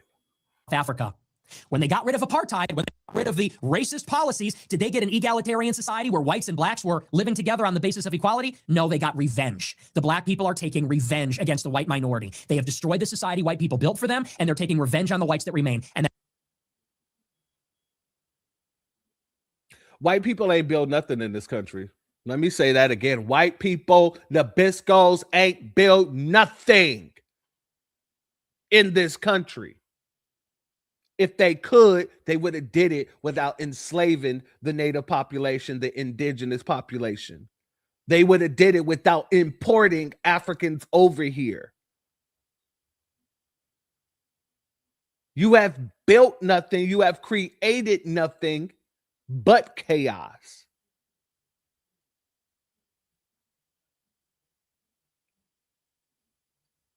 You could barely work in the sun all day. How did you build anything? How did you build anything when you more likely to catch melanoma from being in the sun for 8 hours? And that's not even the amount of time the slaves had to work each day. You couldn't even do an 8-hour shift.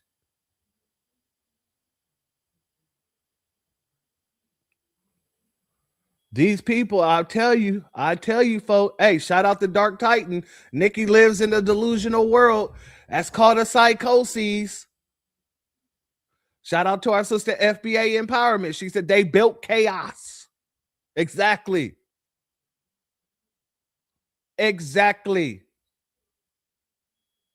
Shout out to our good brother Zavon Scott in the building. Much love to you and thank you for being here. Truth hurts. FBA bringing the clobber lang pain. Clubber lang pain. Excuse me. Take a sip of this drink of water real quick. Give me a second.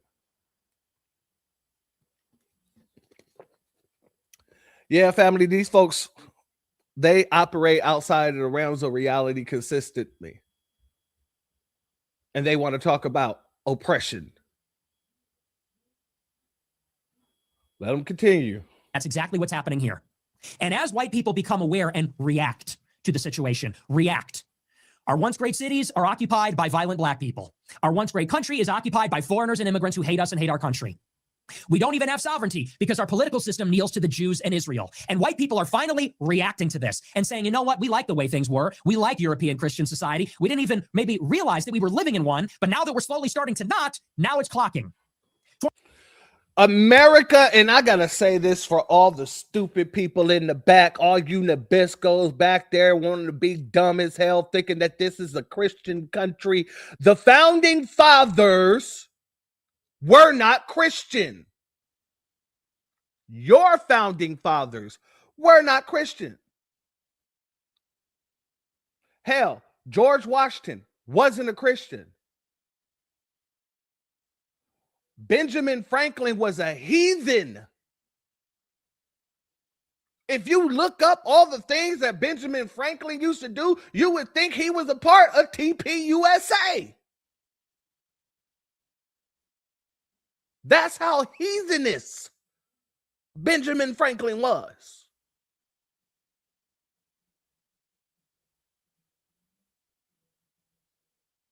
We could talk about Thomas, who was out there having babies with all of his slaves.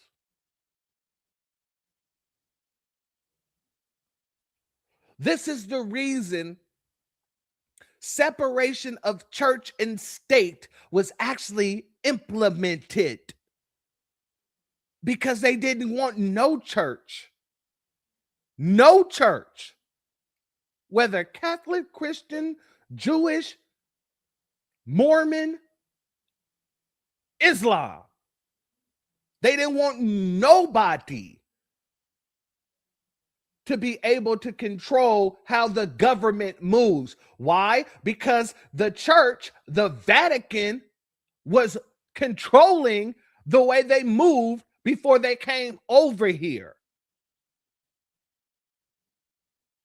Did you not know that? For all you Nabiscos who didn't know that, you better go do the research. And that's why y'all so scared of people teaching the history, because you dumbasses would love to sit here and revise the history. America was built off Christian values. It was not. Slavery, murder, and theft. None of those things are Christian values. The Bible tells you thou shalt not steal, but y'all stole land. The Bible tells you thou shalt not kill, but you murdered millions of indigenous tribes here before you enslaved them with the first form of chemical warfare, smallpox. Stop the bullshit and stop the blasphemy. You guys who believe this is a Christian nation only show yourself to be a part of the synagogue of Satan. You act as if you love our Father. And when I say our, I'm talking about foundational Black Americans. You act as if you love the Most High, but you are truly a part of the synagogue of Satan. It is that damn simple.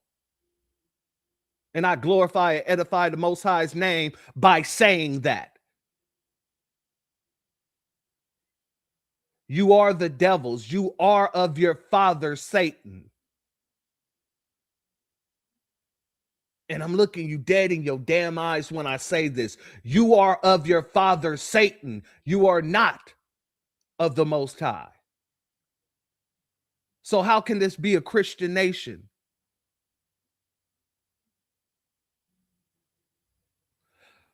Somebody please let me know. Make it make sense. Because it doesn't. That's how you can put somebody on a pedestal so evil like Charlie Kirk. All across America, people celebrating a man who denigrated, who was evil, who disrespected all other different people, most of all, foundational Black Americans.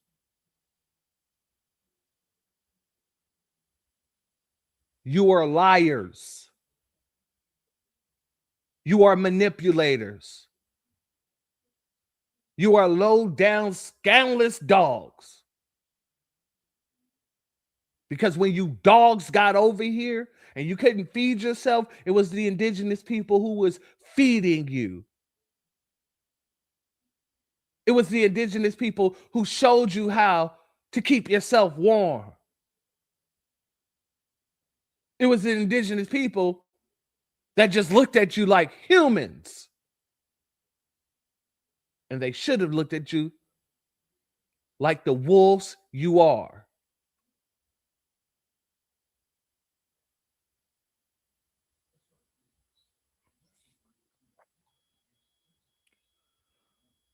Shout out to our brother Don P. It was founded in part by the unholy Germanic Roman Catholic Universal Church Circus. And you are absolutely correct, my good brother. The Vatican okayed slavery. You are absolutely correct. They've been hiding behind their religions their whole existence. And you are absolutely correct. They've been hiding behind not their religion. They've been hiding behind religion as a whole, because their true religion is a system of white supremacy. That's their religion. That's what they fight to maintain. So whether they're Christian or Jewish, they're still maintaining the same religion that they hold in high regard.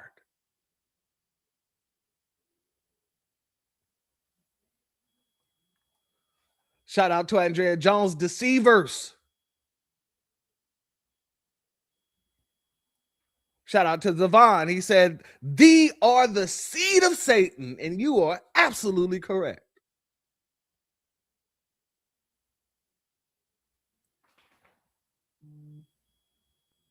Oh, that's another great point. The first slave ship was named Good Ship Jesus. Good Ship Jesus.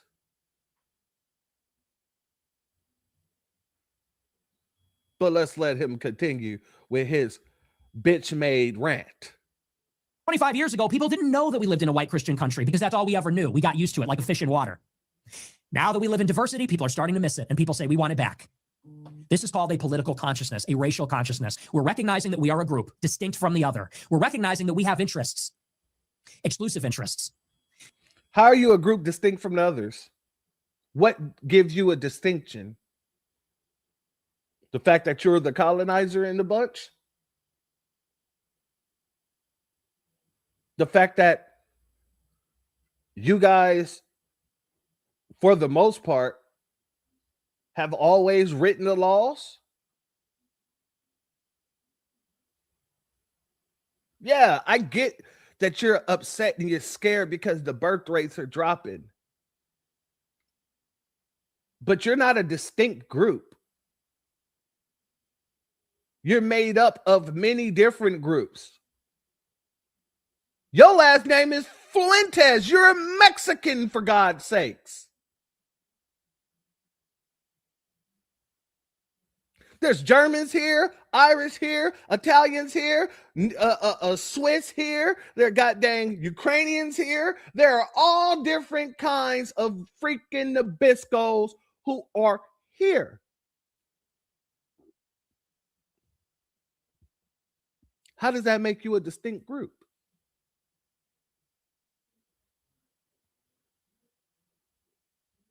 Don't worry, I'll wait.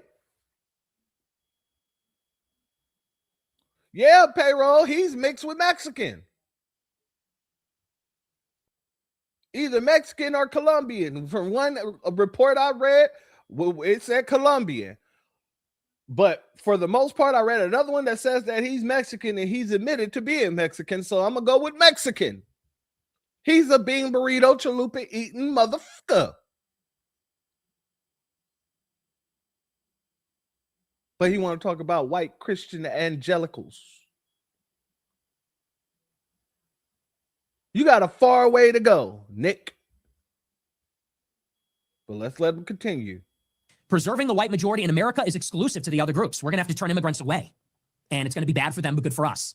And just as we're developing a pro-white identity politics, in comes Tucker Carlson and J.D. Vance and the rest of them to say, hey, all you white people, this is not the answer. Stand down, disarm yourselves. Universal principles, remember universal principles. Colorblind meritocracy, we can't be like the left. They are deliberately disarming us. They are taking these political technologies away from us. White people were complacent, are becoming not complacent. They're becoming angry. And it is destabilizing society. That is true. That is a result of bringing in 60 million immigrants in 30 years. You have destabilized society. You brought in too many foreigners. The white people are getting pissed off. They're identifying as white, and they're saying, you know what? We liked it better the way it was before, and we're going to fight for it. And now comes Tucker to say, everybody calm down. Not so fast. We can all get along based on universal principles. Well, to that, Tucker, I say, the Jews, the blacks, and the immigrants first. You want to play by universal principles? You want a level playing field? You want to drop your ethnic and tribal allegiances?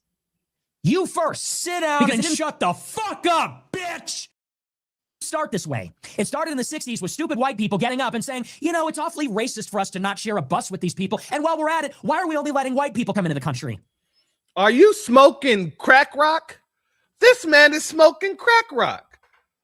It gotta be crack rock. Family, I don't know what other type of rock it could be. Maybe it's heroin? He's smoking crack rock heroin? He's puffing on fentanyl? He's snorting up all the coke. He's doing all the drugs, ladies and gentlemen. He's doing all the drugs. White people never got up and said, oh, well, maybe we shouldn't be segregating black people, making them go to the back of the bus. Claudette Colvin. Claudette Colvin. Shout out to her. Claudette Colvin set off the whole bus boycott movement.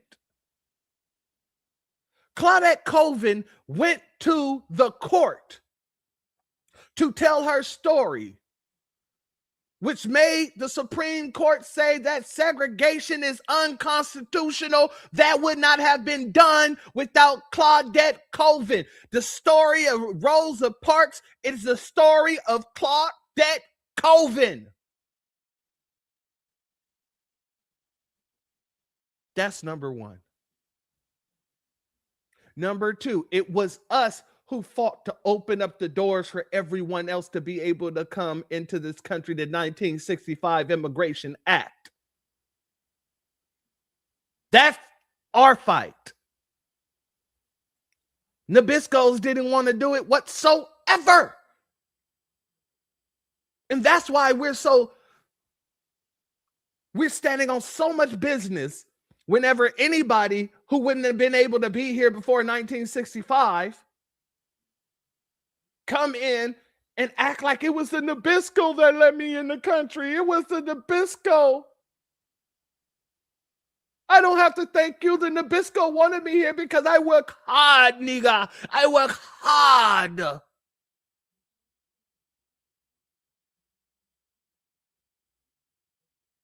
Y'all didn't just wake up one damn day and said, oh, we've been doing too much. Y'all didn't wake up one day and say, oh, we deserve, we need to give foundational Black Americans what they deserve, which is civil rights. We fought for every goddamn thing.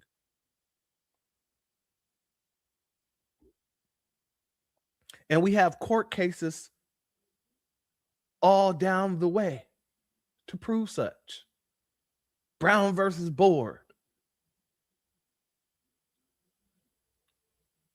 So when you sit here and act as if the white folks just woke up one morning and they had a change of heart,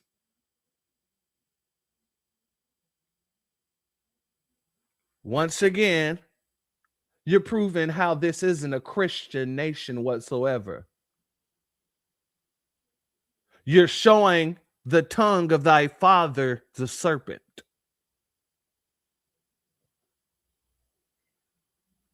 Let's be very clear. Let's be very clear about that, Nikki boy, because y'all like to omit history so that you can spare the feelings of fellow Nabiscos. I don't give a damn about your feelings.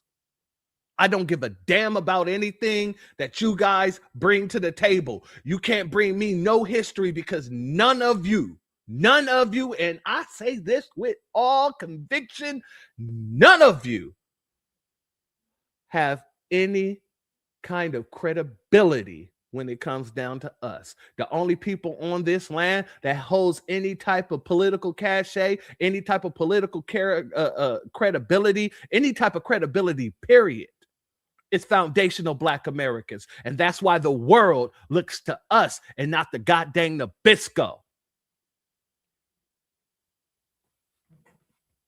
So, in your own words, sir, sit down and shut the fuck up, bitch. Since somebody had to let you know that. Shout out to our brother Payroll in the building once again. He says FBA's paperwork is impeccable. Impeccable. You cannot go and get a freaking chicken to come and peck. You couldn't get Woody Woodpecker to come and peck because we are impeccable. We have receipts on all nationalities, and you are absolutely correct.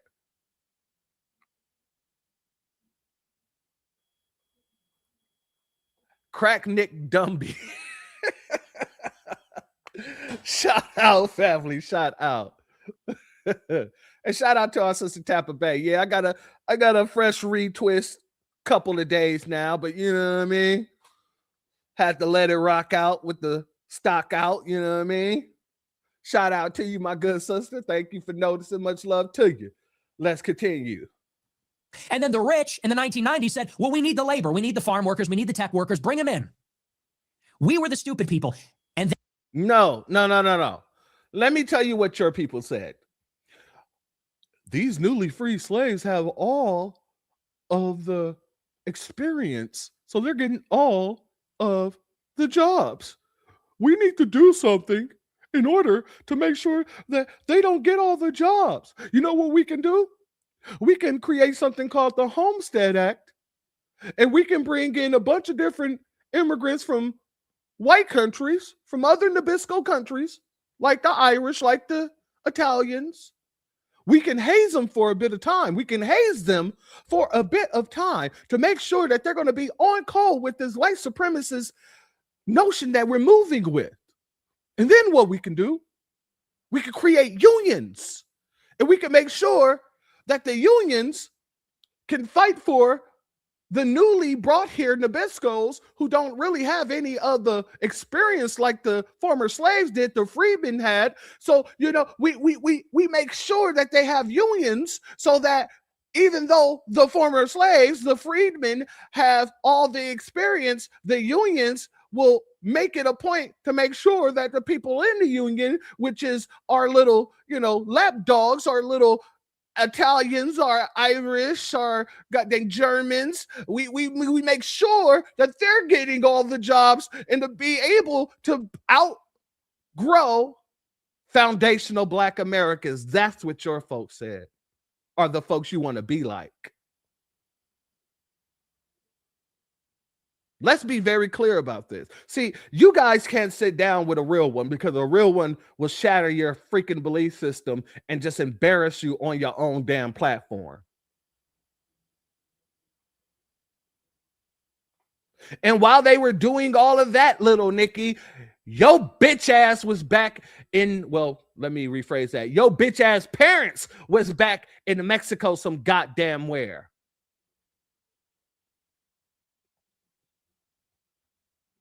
You didn't get here until you were, if I'm remembering correctly, you didn't get here until you were 5.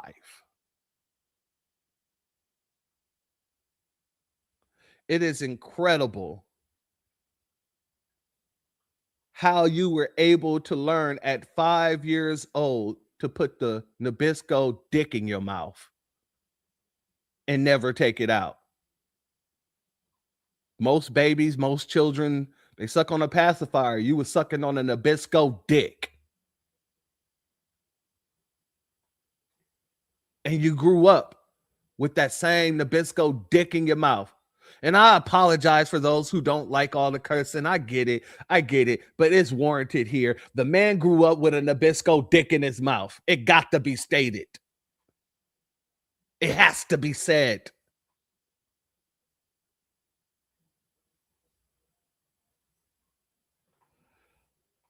They have brought identity politics here. They're fighting on their behalf. And now we have to stand down. We haven't even gotten started. You want to live in a country with universal principles? Take that message to Ben Shapiro and Mark Levin. Take that message to the NAACP where it fucking belongs. Take that message to the Chamber of Commerce and the La Raza Legal Organization. Take that message somewhere fucking else because we don't need that. And I will say, I'm going to sound like a leftist here. It's not enough to not be anti-white. That's not enough. It's not enough to be anti-white. You have to be pro-white. You have to be, in the United States of America, pro-white. Yes. White people are under attack. White people are being genocided in the world. White people are being dispossessed. Where are white people being genocided in the world? Outside of white America. outside of white communities anywhere. Donald Trump brought over 50 Ukrainians. Not 50 Ukrainians, excuse me, 50 South Afrikaners. And it wasn't even a month before one of those Afrikaners took out his girlfriend, his wife. Wasn't even a month. So where is it where you guys are actually being genocided outside of your own communities?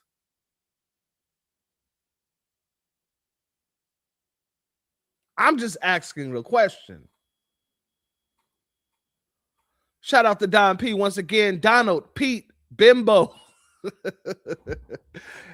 You're all not FWA. You're Ellis Islanders. You're the babies of Ellis Island. Can't say that that's a lie whatsoever. Shout out to our brother Rashad Wallace. He just be making shit up. Yes, he does. He just be coming out of the ass, pause, with all the shit that he be saying. He literally reaches back and he digs as far up his ass he can. Far up.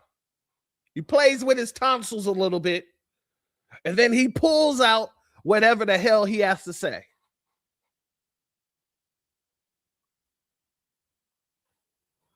Shout out to our brother Leonard Day Yuta. They're all Cabbage Patch babies.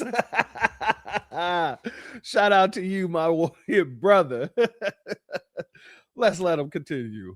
It's not enough to pump the brakes and say, let's stop and pause it right here. We need to be pro-white. We need to defend our people. We need to exist. We need to make sure that in 100 years, there will still be white people, that there will still be white countries with their distinct heritage and culture and languages and their political power and sovereignty intact. You must be in favor of this or you are our enemy.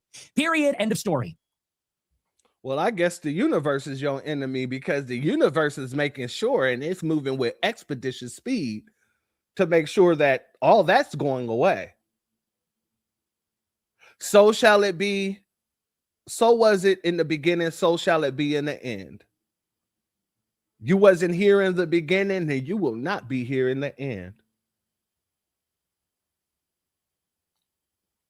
Anybody with the cursed melanated hue that you have, oh, you'll be out of here within the next 20, maybe 30 years. It'll be right back over here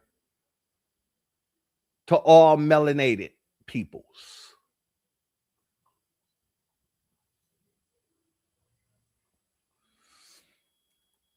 Shout out to Leonardo Yudi. He said they're literally jealous of our struggle. Is weird as fuck. Yeah, look, it's not just that they're jealous of the struggle, they're jealous of the power that it holds. We have an actual righteous grievance. And these people are trying so hard to sound like the victims in a situation where they are the victimizers.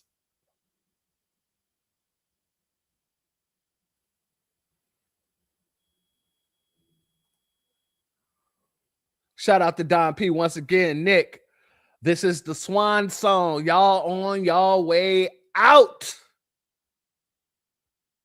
You're on your way. You can't say home sweet home because you ain't got no goddamn home. Nowhere around the globe is the home of the Nabisco. But let's let them continue. So don't come around with this bullshit where Tucker comes on and says, I love Israel, I'm pro-Israel, but I don't like this identity politics for white people. Take your fucking badge and shove it up your faggot ass. I'm so sick of it. You attack my father. Your dad ran Voice of America, and who the fuck even are you, pal? It's still white up in Maine where you live. Not down in Portland, not where we are, not in Chicago, not in California, not in New York. When you are a multi-millionaire, flying between your residences on your private jet in the middle of nowhere, Maine, in the middle of nowhere, Florida, you can afford to be in favor of those universal principles. Go try that in any other city. See how far that gets you. Come to Chicago. Try that out in Garfield Park. Try that out in Pilsen. See how far that gets you. Universal principles. Fuck you. White people need to get stronger. White people need to get a lot stronger.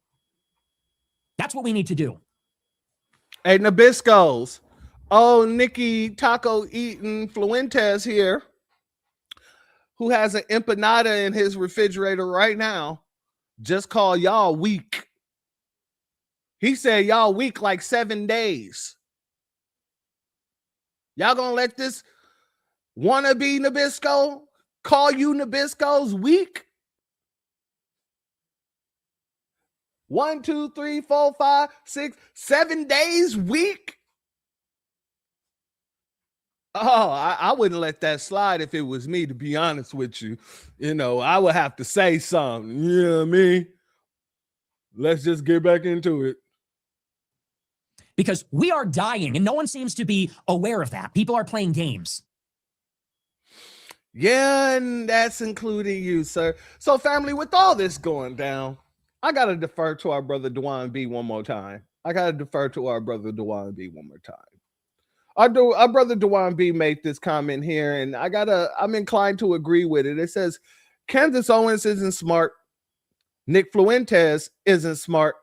The bar is so low that if someone speaks confidently and throw out numbers, people assume intelligence. Clarity without depth isn't brilliance. It's presentation.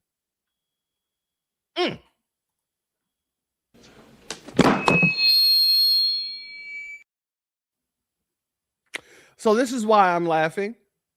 This is why I'm having fun with this. I'm watching. I went through 2 bags of popcorn, you know, and I just don't feel nothing, in the words of Toria Reigns.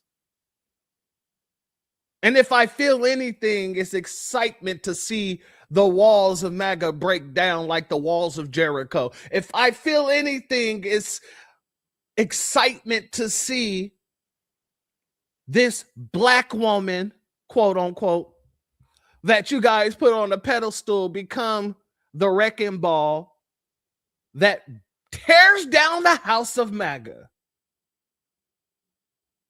I'm loving it. As a matter of fact, I'm thinking about calling McDonald's, even though I don't rock with McDonald's, and you know, me and McDonald's have a history of going at each other. And yes, I truly do have a history of going after McDonald's, telling the truth about their ingredients and things like that. And they got me blocked off of Facebook, but that's me digressing. I was thinking about calling McDonald's and hey, look, let me pay you to use your jingle a little bit. Ba-da-ba-ba-ba. I'm loving it. I love it. Because as your house crumble, your house of cards fall, our castle grows bigger. Foundational Black Americans, when it comes down to our structure, it is growing as there is depleting. We're able to watch front and center as the wrecking ball known Candace Owens is hitting every wall in the house of MAGA. To be honest with you, what we see is more like this. This person put up this comment. Seriously though, Tim Pool versus Candace Owens versus Nick Fuentes is so fucking funny, because what do you mean all the people I wish I never knew existed are fighting each other? Happy holidays. And this is exactly what I see. A bunch of monkeys running around with a knife trying to shank each other. And guess what? I want to make sure y'all know that black guy in the back right there, that's me. I'm watching and I'm cheering them on. I'm betting money. I'm like, yeah, I got 50 on Candace. I got 20 on Nick. I got 15 on Tim. And this is the facts. So, family,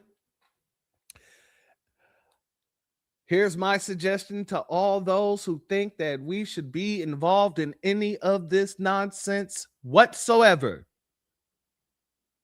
To all those who believe that foundational Black Americans should be involved in any of the shenanigans or chicanery on either side of the fence, whether being a Republican or being a Democrat, I have just a little bit, just one sentence to say to you.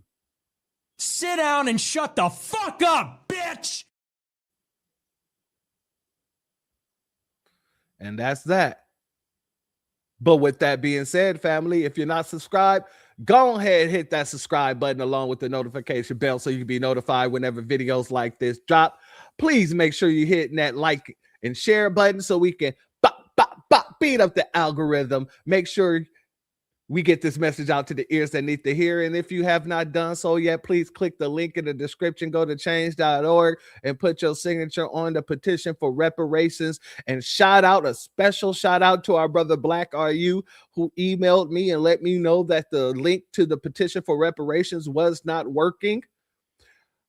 We got it back working, family. So make sure you hit that link and sign that petition for those who have not done so yet.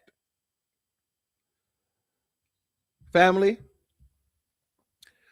this has been an immaculate year for foundational Black Americans.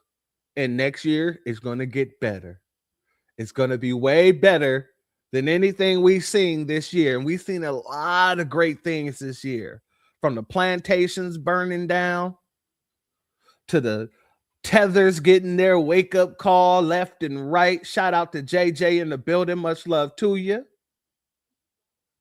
To the Democrats getting their wake-up call, to the infighting within MAGA. All of this is ordained. And I thank the Most High and the ancestors that we're able to see it. I thank the Most High that he saw fit to make sure I was here to see it. At the end of the day, when it's all said and done and MAGA goes away, we'll still be here fighting like we always do. Fighting to make sure we get what's owed to us. And if it ain't about FBA, we don't care about it anyway. Shout out to our good brother FLA Trucker in the building. Much love to you and thank you for being here. I want to thank each and every one of you for being here. All my mods, my members, my Patreons. I'd like to thank everybody that donated, whether by Cash App, Super Chat, PayPal, Venmo, whatever. Much love to each and every one of you. And I want to make sure I say this before we get up out of here. Can't Dance ain't doing this for us. And we shouldn't have no disillusions that she is. She can't come back over here to us, and she knows that. So what she's trying to do now is carve out her own little realm, her own little sector, a little narrow part where she can thrive and not have to worry about running back to us like she did with her Blackest Week ever.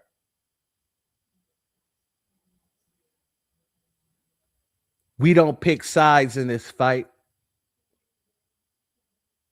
I'm betting on everybody. I got money on Candace. I got money on Tim. I got money on Nick. I got money on everybody because regardless of who I got money on, I'm going to come out a winner. That's how you win.